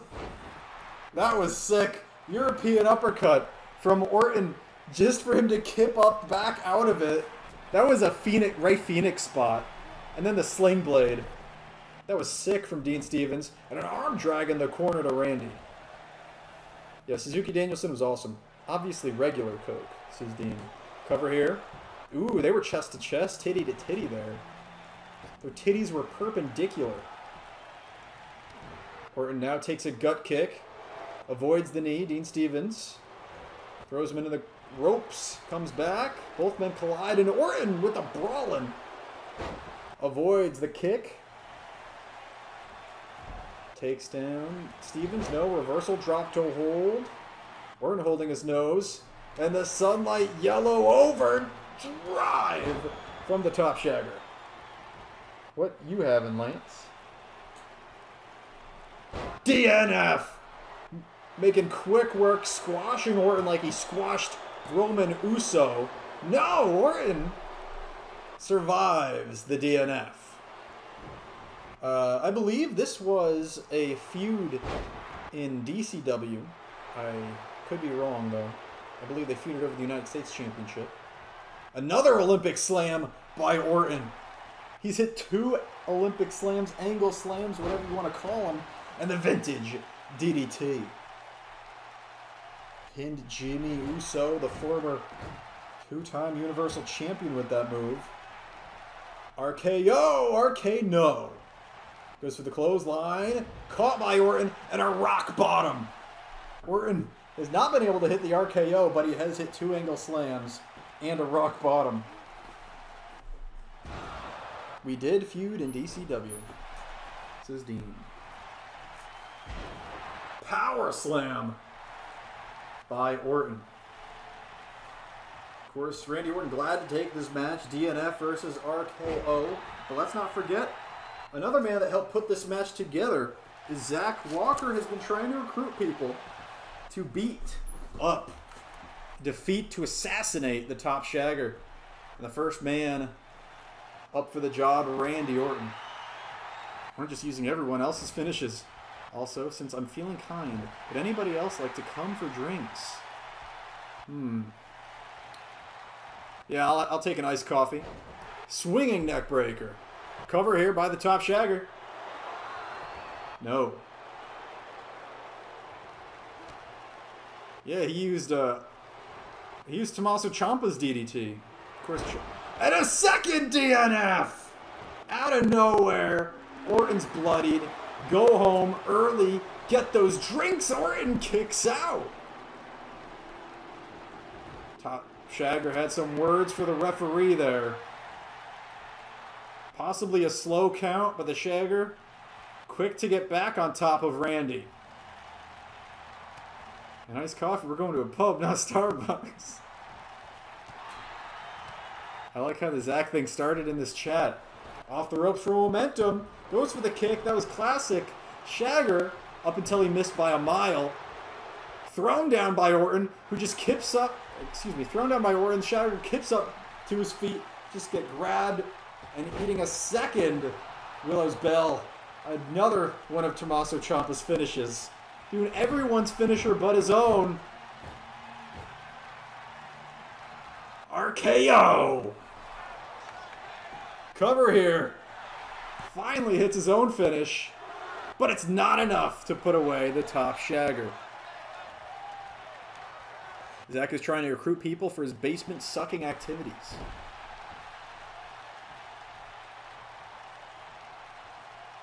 Alright, I'll have a vanilla shake.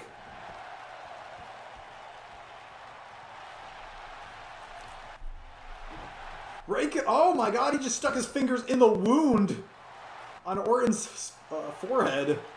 And an X Factor, throwing him right on top of the skull as well. Top Shagger. In no hurry here.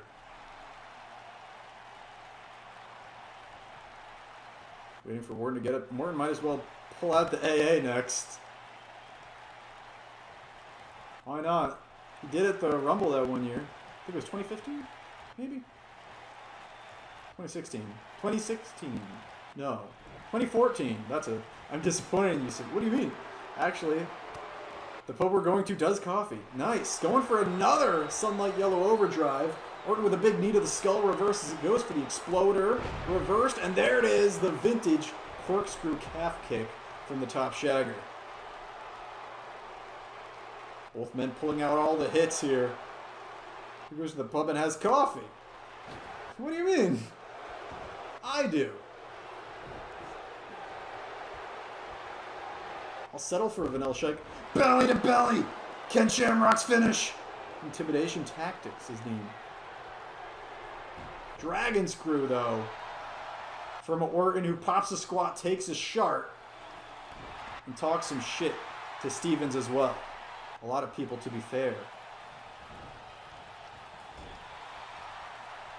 He's got him in the corner. Might have been looking for the Avalanche RKO. Dean says not taking that one. And another Sling Blade from the Shagger. Going for another belly to belly. Orton says no, big elbow to the skull. I spelt match wrong. This is a good match. What? Speedy surprised to see Dean Stevens having a good match. Another Sling Blade. Going for a fallaway slam. No, reversed into the front neck lock. European uppercut. This time Speedy doesn't kip up out of it. And he's going to pay for it with a second RKO. And Dean Stevens has been defeated. The second straight upset tonight, I'd consider that one. Hi, welcome Zach Walker. The assassin you chose, Randy Orton, was just successful in delivering Dean Stevens his second loss this season in singles competition. Oh, hold up. No, I didn't say that. Dean Stevens might have jinxed it. It's fine, drinks are still on me. No, says Lance. Randy Orton. And Satoshi Kojima, the veterans, nailing the rookies here tonight. It's shocking losses for Devin Black and Dean Stevens. Ups his win-loss record in singles competition to 6-2. A good win for Randy Orton. Only losses this season to Shinsuke Nakamura. And no hope. Target has been eliminated, says Walker. So am I getting put in a basement now? I don't know, we'll see. It only takes 2, says the Bears. Okay, if I win, then drinks on me. Bullshit, I want a rematch, says Dean. Oh damn, we'll see. We could see one. That was a pretty good match. What are Dean Stevens' best matches, do you think, in REW? That was pretty good. The kip-ups, the no-sell kip-ups were well placed. Out of the push into the DDT, and then the first one was great. Right after the right after the uppercut. Like, legitimately a Ray Phoenix spot. And Randy pulling out all everyone else's finishes. It was great. I'm going to put you in the basement. I'm going to make you suffer like Mark Morgan. What in the... I want Randy and ECE in a handicap match. He can get a restraining order on Zach. Here we go. We're not going to talk about the RWF Grand Championship because it makes some people upset. But we will talk about the fact this man is a former RWF Tag Team Champion and an RWF Cruiserweight Champion. it is Tyler Flight, affectionately known here as Speedy.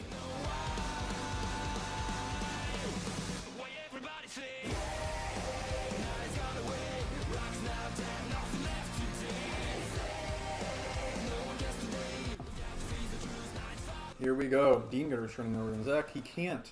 If he's tortured. What's Speedy's new theme called? It is called The Rock Ain't Dead by someone. OnLap?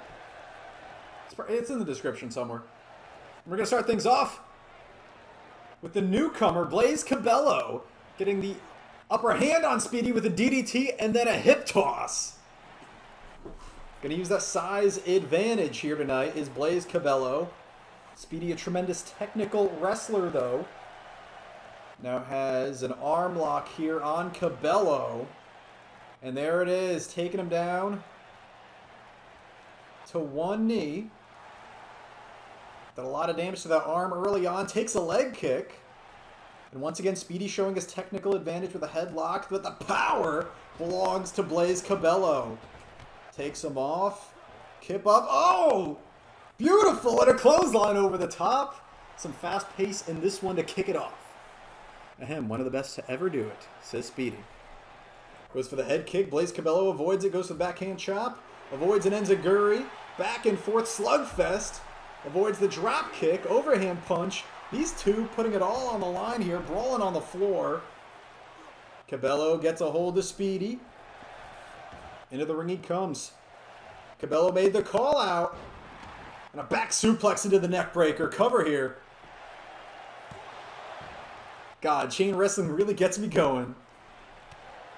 Oh my God, was that a kick to the face? I think Speedy turned around to get a look at Cabello, but it ended with him eating the kick to the face and the nose instead of the usual back like he would have taken it for the shoulder.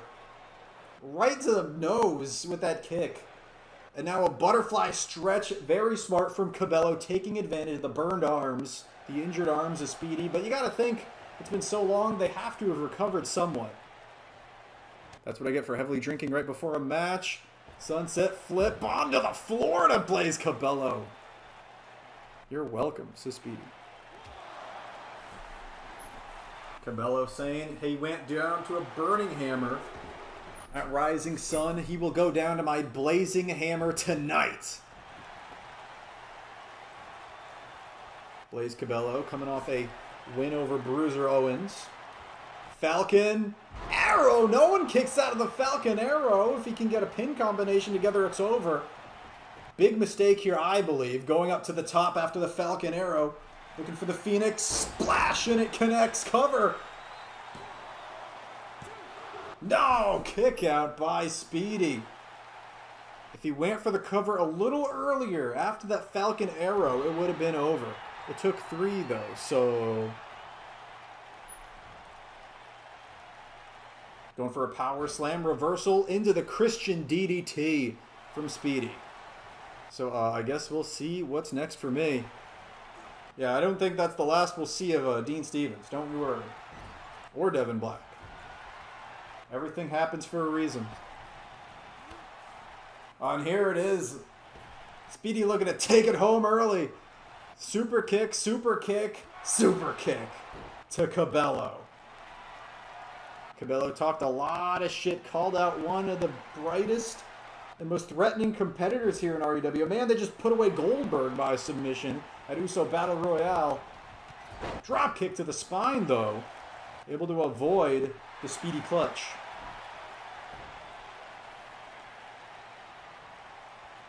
What's he going for here? Cabello looking for a springboard. Up and over. Oh, went for a kick. Went for a flipping cartwheel kick from the springboard. Speedy gets out of the way. Still feeling the pain, though. Flare flops. Misses the drop kick. Misses the drop kick. Hits the drop kick. Third time is the charm for Speedy. Well, as Cabello goes down to a crossbody. Look, in fairness, I took a roster's amount of finishers in that match. That's right. Willow's Bell, 2 Willow's Bell, 2 Olympic Slams. We did someone else's finisher, too. That I'm just forgetting. Oh, he did a rock bottom and 2 RKOs. And there it is. Super kick number 6 to Blaze Cabello. And that could be it. No, Speedy wants more. He was unable to hit unable to hit the Speedy Salt too. Blaze Cabello reverses the Speedy Clutch, reverses the Speedy Salt, gets the knees up. But Speedy comes back, goes for the drop kick to the spine. Blaze Cabello gets out of the way. Speedy still too fast for them. There it is, Kotaro Crusher. Cover here. Defeated Bobby Fish with that move. On Flashpoint. No, Cabello kicks out. Hey, Dean, you got nothing to be ashamed of. That's right, he's a 3-time world champion in RUW. 2 Universal Championship reigns.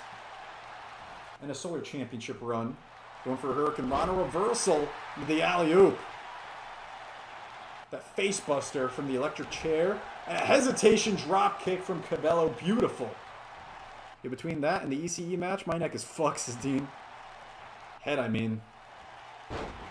Perfect neck snap from Cabello, and here is the move he talked so much about. To put away Speedy. Truly make a name for himself here in RUW. Blazing Hammer. Already hit the Phoenix Splash. Speedy hasn't been able to hit any of his finishes. But he kicks out. Speedy survives the Blazing Hammer. I guess you can consider the Kotaro Crusher one of Speedy's finishers. He finished a match with it. Blaze Cabello saying, fine. I expected this. I knew I might have to do more than one. Beautiful backflip, avoiding Speedy. Goes for the clothesline, does Tyler Flight. But now a big lariat from Cabello. Falcon Arrow, a second Falcon Arrow could finish it here. No, reversal. Speedy able to slip out and hit the backstabber. Cover. Beautiful cover. Kick out of 1. Cabello kicks out at 1. Speedy pulled his legs as far away from the ropes as he could to prevent a rope break. He still kicked out at 1. Speedy Salt from Tyler Flight. Cover. 2, 3. And Tyler Flight puts away the shit-talking Blaze Cabello. But you gotta admire the effort from Blaze. Kicking out of that backstabber near the end of the match at 1. A big win for the now 11-3 Tyler Flight. Speedy. Speedy might have the most singles matches in REW this season at the moment. 14 matches. 11-3. As we get into the... What did I say, said Speedy? As we get into the final match of the show. The Whore Games match.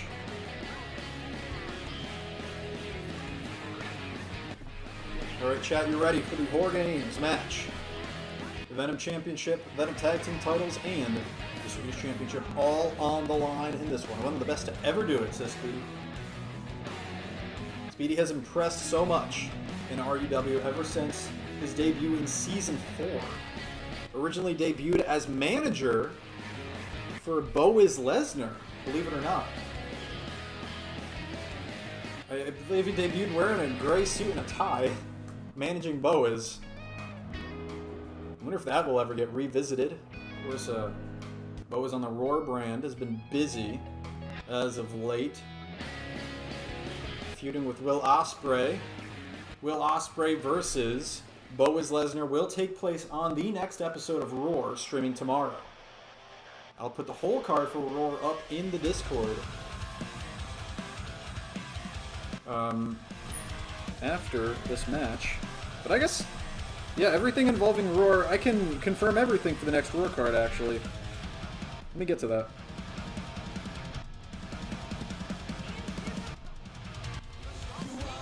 Here comes Jason Youngblood, the Swedish champion. Sam Rimling, I hope I'm on the beach blast. Dean Stevens has been on every pay-per-view card except for the Taco Tuesday or Taco Thursday card. The only one he missed out on.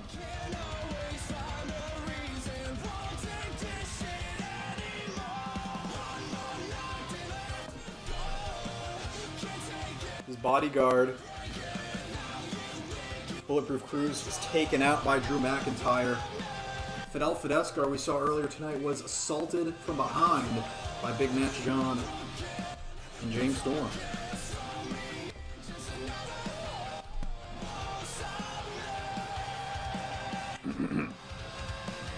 Yes, on the next episode of Roar, we will see AJ Styles go head-to-head with Joe Dolph Shittler.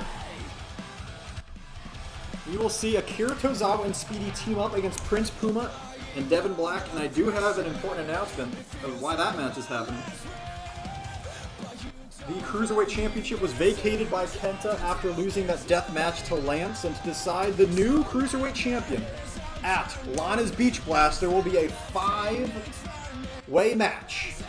Akira Tozawa, Speedy, Prince Puma, Devin Black, and Adam Kennedy in a 5-way match for the vacant RUW Cruiserweight Championship. So that Tozawa, Speedy versus Puma and Devin taking place on the next episode of Roar to set up that match. Brian Cage makes his singles match debut. He'll be wrestling Adam Kennedy in a finisher match. First man to hit the Weapon X where the Angels Falling wins. Drew McIntyre will try to defend his Workhorse Championship against Heath Miller, the former Heath Slater. Blake wants revenge for that assault from Murphy earlier tonight, or Buddy Matthews, whatever you want to call him.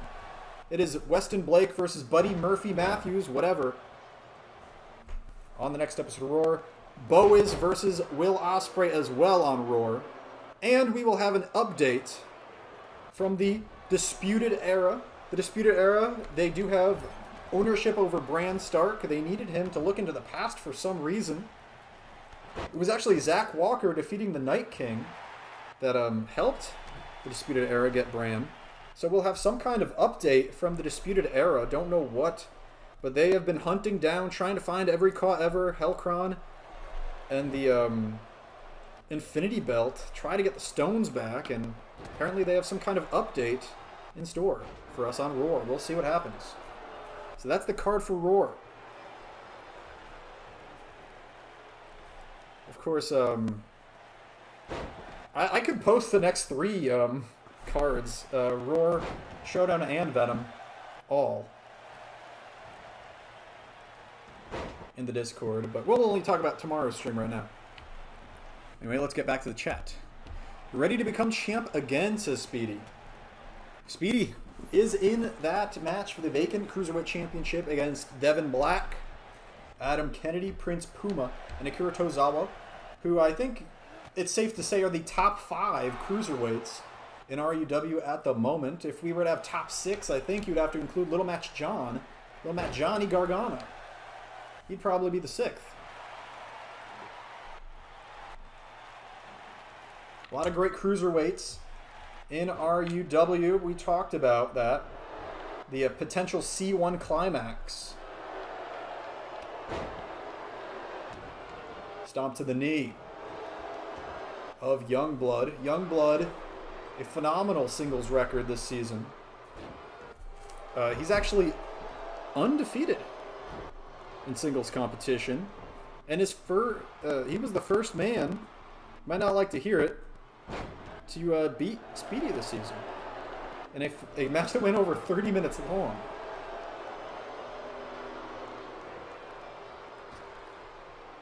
Youngblood is 12-0. Johnny Gargano is 2-4. Bit off more than he could chew, felt his career slipping, joined the NWO as Little Match Johnny under Big Match John, and it seems to be working out at the moment. Led directly to a main eventing high noon in this Horror Games match.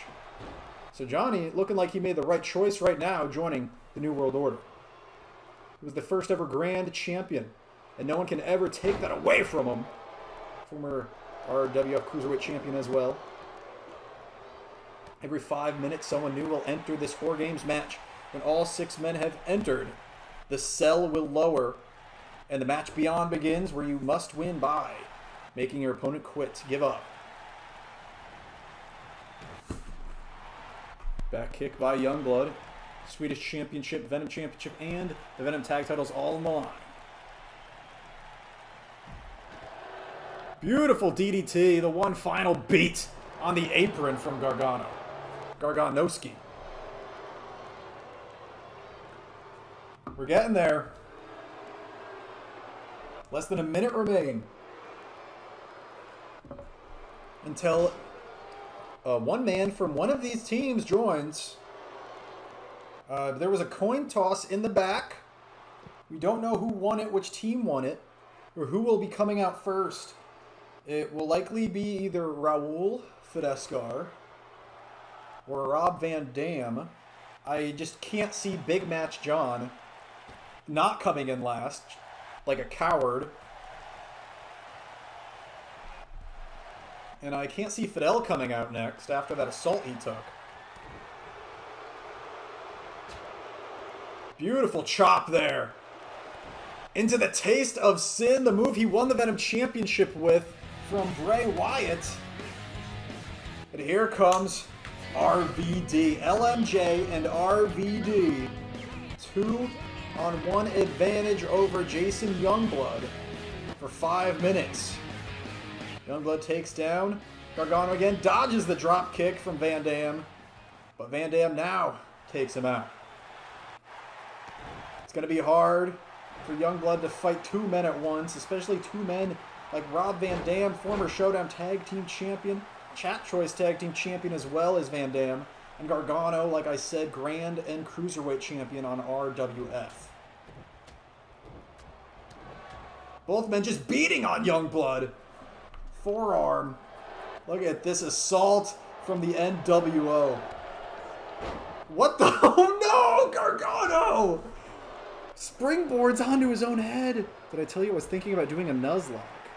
Oh, like your a solo Nuzlocke instead of that versus Nuzlocke you were doing. No. Interesting. I did not know about that. Van Dam is already thinking about a frog splash, but an arm breaker from Gargano. Oh no! Van Dam lands right on his ass and takes out Johnny. The NWO having trouble with coordination at the moment. Yeah, solo one, says Dean.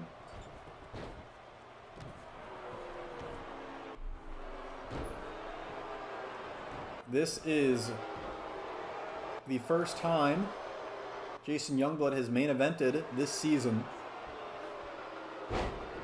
And an inverted Frankensteiner spiking Youngblood on his head. Johnny Gargano has been a big problem for Jason Youngblood in recent weeks, it seems. I was thinking stream it on Twitch and then edit and upload to YouTube. Yeah, that sounds good. Then you could possibly gain an audience on one or the other, see which works better for you, and stick to it. Or just keep doing both. Hopefully both become good. Big kick to the chin of Youngblood. Sent to the outside by Van Dam and a follow. Excuse me. Where the hell is Battle Creek? Is he from Rob Van Dam's from Battle Creek, Michigan? Battle Creek strongest slam. Here at high noon. Van Dam taken out. Youngblood.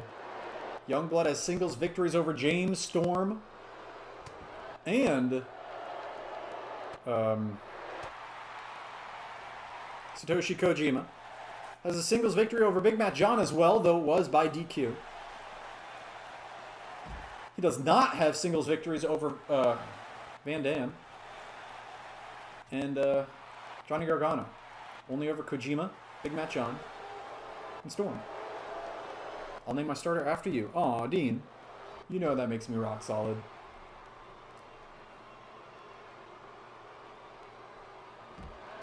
Slamming him face first into the noon on the announce table.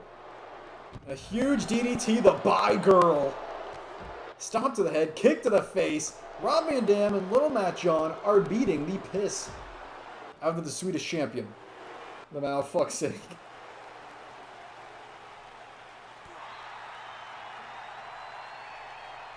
Van Dam looking for a pile driver on the floor. In desperation, you can't get a cover. Not on the floor, and not before the match beyond. Just did it to avoid taking a pile driver, so it was definitely worth it.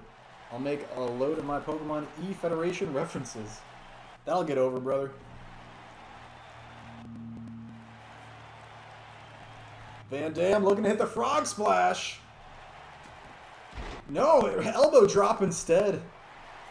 Maybe you thought Youngblood was too far away. Van Dam just slips.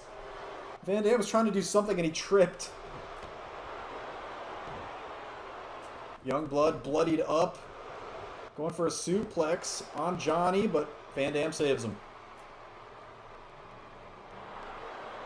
I think we are about to hit the 10-minute mark.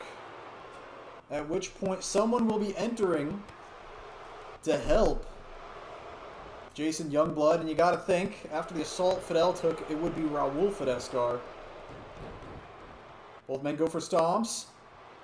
Youngblood rolls out of the way. Northern Lights suplex. Can't get a cover just yet. Van Dam has one of the best Northern Lights suplexes in the business. Van Dam had a fantastic singles match with Hiroshi Tanahashi earlier this season.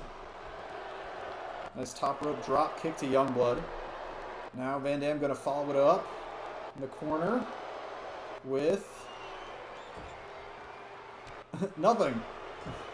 Youngblood fights out of it. And here he comes, as expected, Raul Fidescar, half of the Venom Tag Team Champions, making his way down to the ring. And an interesting note, Jason Youngblood used to be an enforcer, a bodyguard of that man, Raul Fidescar, back in the beginning of Venom. So Raul and Jason Youngblood know each other very well. And a by-girl DDT to Raul as well. 2-on-2. Evening things up are Raul and Jason Youngblood against Johnny and Robbie, RVD and LMJ. As the Horb Games match continues. Youngblood and Johnny Gargano started this match and they're still going at it. Over 10 minutes in. Clothesline to the back of the head of Johnny. And both members of the NWO rolling out of the ring. How many on each team? 3. Horror Games is 3v3. Gargano takes out Youngblood.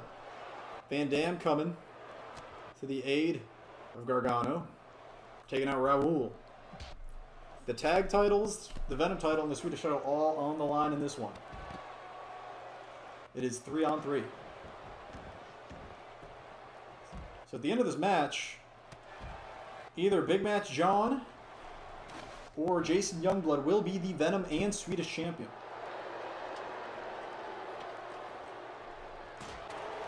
Ladder to the face of Van Dam. Raul to getting the weapons. Very smart to get a weapon as big as a ladder while you can. Once the cell is lowered, you're not going to be able to use something like that.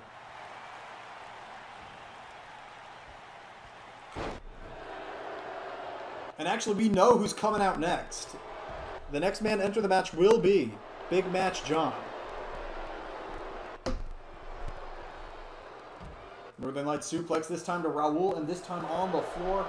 And a stomp to the arm in the center of the ring to Youngblood by Gargano. Youngblood with another DDT, takes another DDT, I should say. And a big forearm.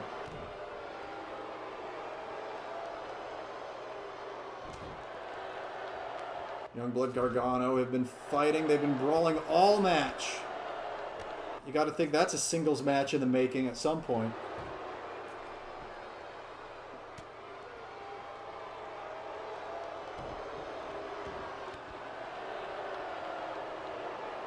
this.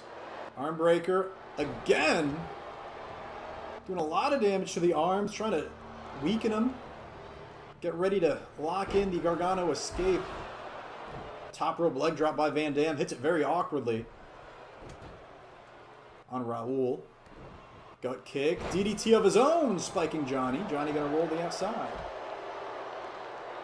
If I'm Youngblood, I'm turning around and I'm trying to go after Van Dam, and he does. Big clothesline to help out Raul. Bit of a return for Youngblood and Raul Fidescar to be working together. Like I said, like they did in the very early days of Venom. Oh no! Clothesline! Fidescar accidentally clotheslining his former bodyguard, Jason Youngblood. Taste of sin to Johnny. But Van Dam took down Raul.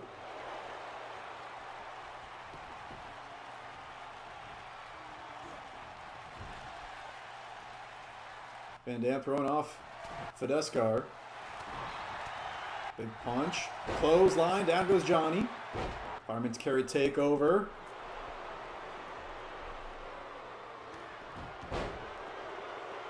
There it is. Jason Youngblood looking to hit the blood clot on Gargano, and he does. Spiking him. Back of his neck first. Onto the mat. Can't win. No pins or submissions yet. So he lifts him back up and eats a forearm.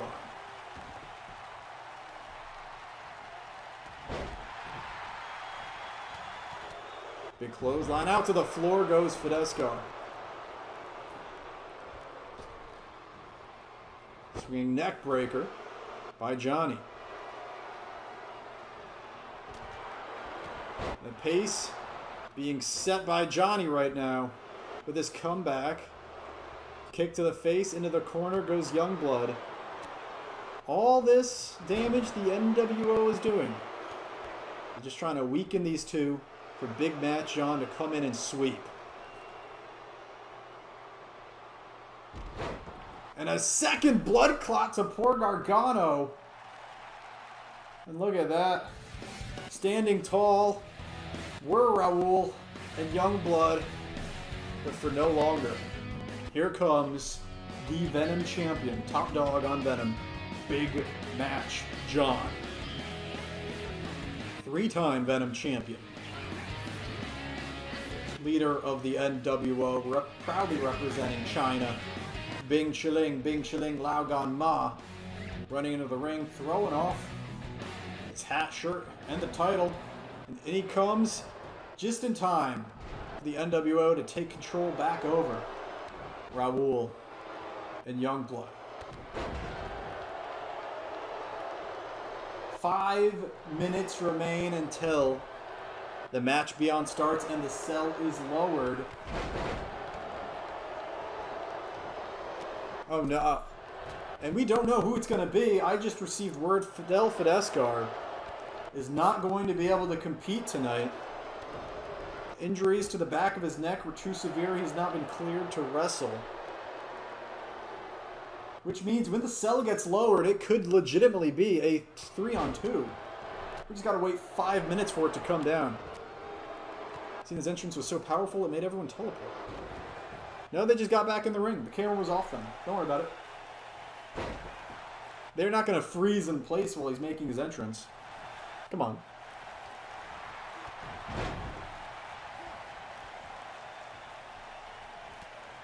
Big forearm. Johnny Gargano going for the one final beat on Raul. Youngblood fights off Van Dam. Goes right after Big Matt John. Big Matt John assaulted Youngblood with the steel steps at Uso Battle Royale. Lost that match by DQ, which made Youngblood stay the #1 contender. There are no disqualifications in this match. And I'm sure Big Matt John is just fine with that. 3-on-2 assault. Van Dam back up to his feet. And he's going to go help out Big Matt John, it looks like. As soon as John loses the advantage over Youngblood, Van Dam is there to help. Gargano keeping Raul busy. You're right, Rambling, I'm just stupid. Don't worry, we're all stupid. Northern Light suplex on the floor again to Raul. This time it's from Gargano, though. 5 minutes until, oh, less than that. The cell will be lowered. No matter what. And you gotta hope for Raul and Youngblood's sake that someone else enters in Fidescar's place. Big drop kick from Van Dam. Look at that. Raul carrying Johnny all the way to the steel steps, far, far out from ringside. Drops him with the snake eyes. Van Dam, top rope, trying to jump to the floor on Youngblood. He's lifted up by Big Matt John. Oh, and a drop kick into a senton off the top from Van Dam. And a DNF on the floor from Gargano to Raul. And you got to think that's a shot at Dean Stevens as well. Gargano has notably had problems with Dean Stevens.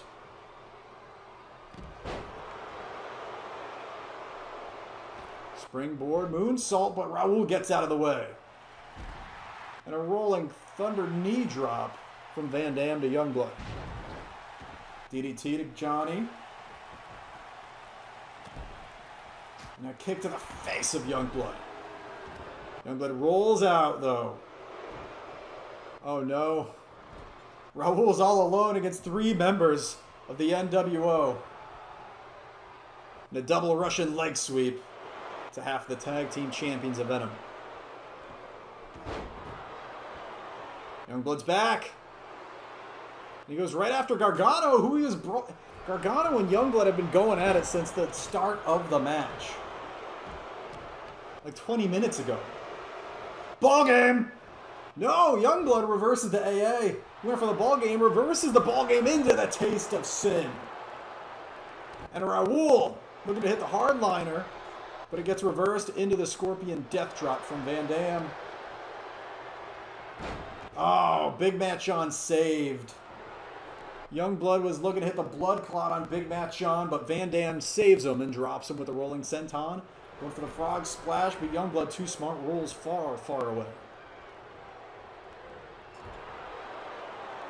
3-on-1 assault of Raul again. Ninja punch with that backhand. Just eat a neck breaker from John. Big Matt John feeling it.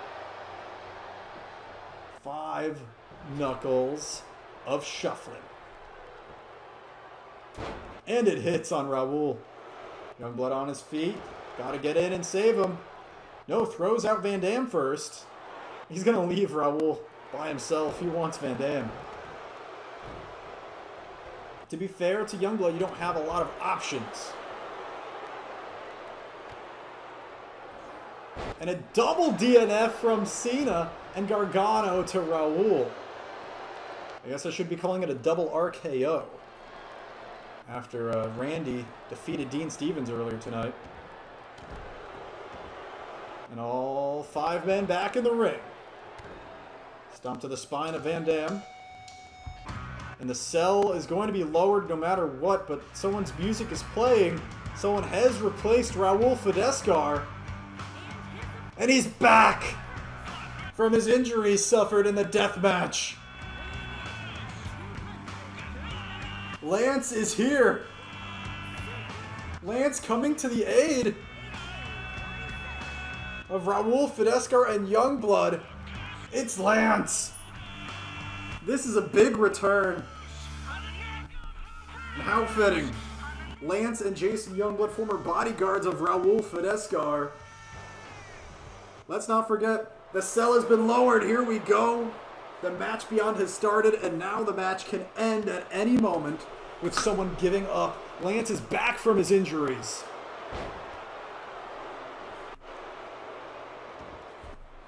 Replacing... No!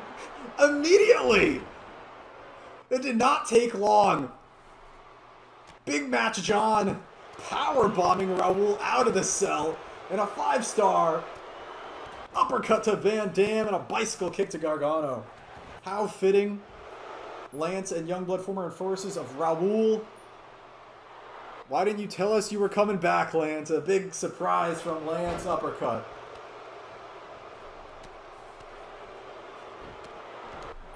Let's not forget, Vince Russo became Venom champion in a 3-on-3 match for the Venom title and the Venom tag titles on the line.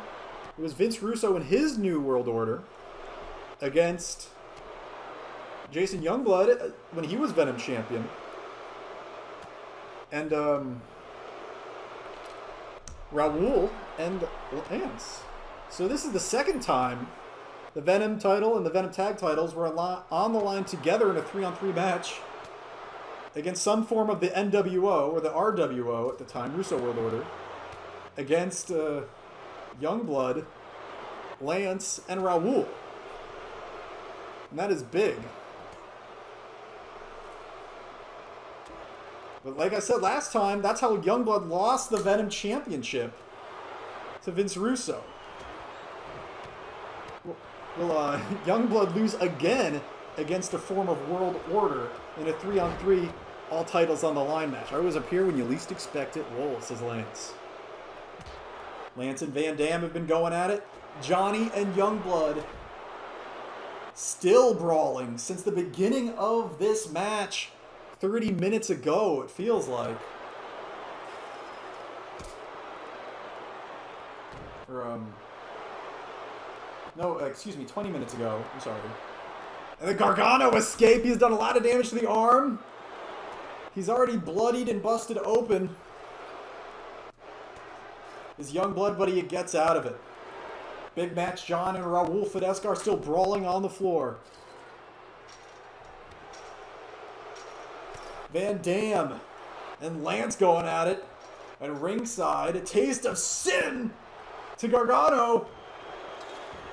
Big Matt John climbing the cell. But it might be pointless. Youngblood could tap out Gargano here with the camel clutch. No, Gargano slips out of it.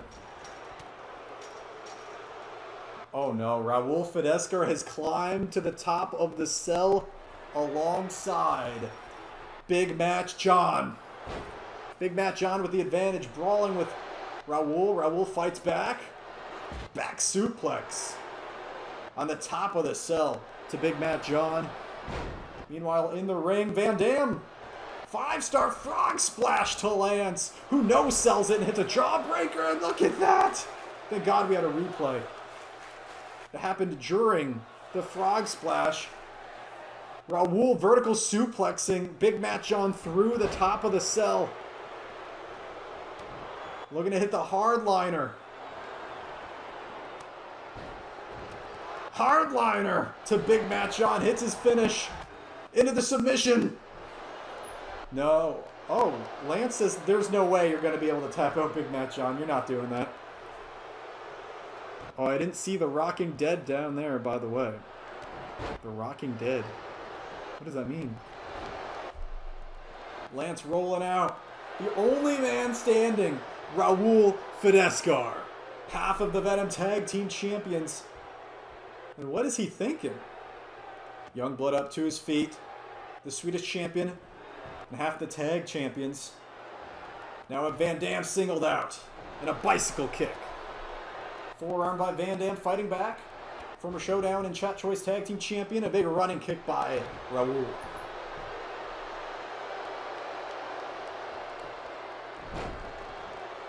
Van Dam and Jason Youngblood both opened up and bloodied in this 4 games match. Armbreaker to Youngblood. I thought the Rocking Dead was Speedy's theme. Oh, Rock Ain't Dead. I must have said it wrong before. Rock ain't dead. I was probably not clear enough. Super kick to Raul from Van Dam. Gargano was trying to tap out Youngblood. Gargano and Van Dam have been going at it. Look at this! The Venom champion and the Solar champion both playing mind games, trying to get better position on each other. In and out of the ring are Lance and Big Match John. A clash of champions, world champions here, between Lance and Big Match John. All on a whim. And Lance, 5-star uppercut. You can't win the match like that, though. You got to go for a submission. Lance knows it. He was going for the figure 4. Big Matt John realized the trouble he was in. Avoids the figure 4 from Lance. Lance instead looking for the camo clutch on Big Matt John. The little Matt John saves him. Drop kick. Oh, Van Dam accidentally drop kicking Johnny in the back of the head. He was going for Youngblood. Van Dam bleeding a lot now.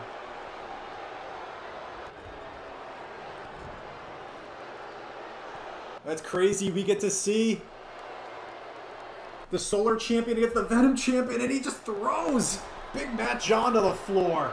And a superplex to Raul from Van Dam. Boom, says Lance. Probably when he hit the 5-star. Speaking of 5-star, we've had a clash of 5-stars. The 5-star Frog Splash versus the 5-star Uppercut from Lance and Van Dam. Van Dam looking to hit another 5-star Frog Splash on Lance, and he does! Oh, Youngblood went for a splash of his own off the top on Big Matt John, unable to hit it. Goes for the clothesline, Van Dam gets out of the way. Beautiful suplex there from Youngblood. Goes for the forearm, Johnny avoids it, goes for a forearm of his own, and forearm to Gargano, down he goes. Van Dam up to the top, he's got Lance set up. Battle. No, double knees. Lance now in there with a first ever Grand Champion. And a fellow 5-star finisher with Rob Van Dam. And the NWO has cleaned house. Little Matt Johnny and Van Dam going after the Swedish champion. No doubt, Youngblood, the one the NWO had the biggest problem with. Youngblood throws in Johnny. Johnny Youngblood. They've been going at it all night. Since the beginning, elbow drop to the spine, but Johnny gets out of the way. Gut kick. Springboard. No, went for a springboard scorpion kick or back kick. Johnny avoids it into the Gargano escape. What a finish that would be. No, fighting out of it. Survives. Does Youngblood. Raul looking to hit the hardliner. You have to win this match by submission, making your opponent give up, and Big Matt John with a lariat. Laying out Johnny Gargano by accident, but I'm sure he doesn't care too much. Took down Raul as well, trying to make him give up with a neck crank. Raul refusing. Big punch to the face. Since the cell has been lowered, this match has been insane. Goes for the corkscrew forearm, but he's caught by Big Matt John. Hey, remember when the Fed 5 almost destroyed the universe and now they ain't shit? Says Dean. Oh man. The Fed 5 has been they've been on kind of rough with each other, it feels like. Ziggler and AJ Styles haven't been getting along, it seems. There it is, look at this! 5-star uppercut! 5-star uppercut, a second 5-star to Cena on his neck. Raul's gonna take advantage!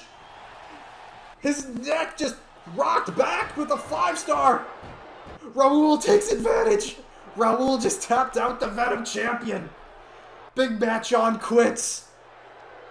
Which means we have a new Venom Champion. Jason Youngblood, by way of Lance's 5-star.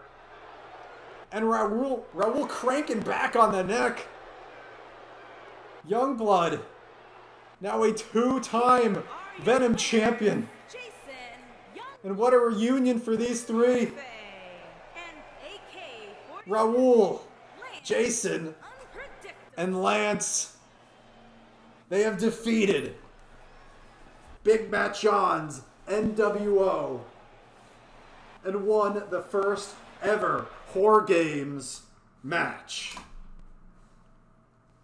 The 5-star into the cranking on the neck. Oh yeah, baby.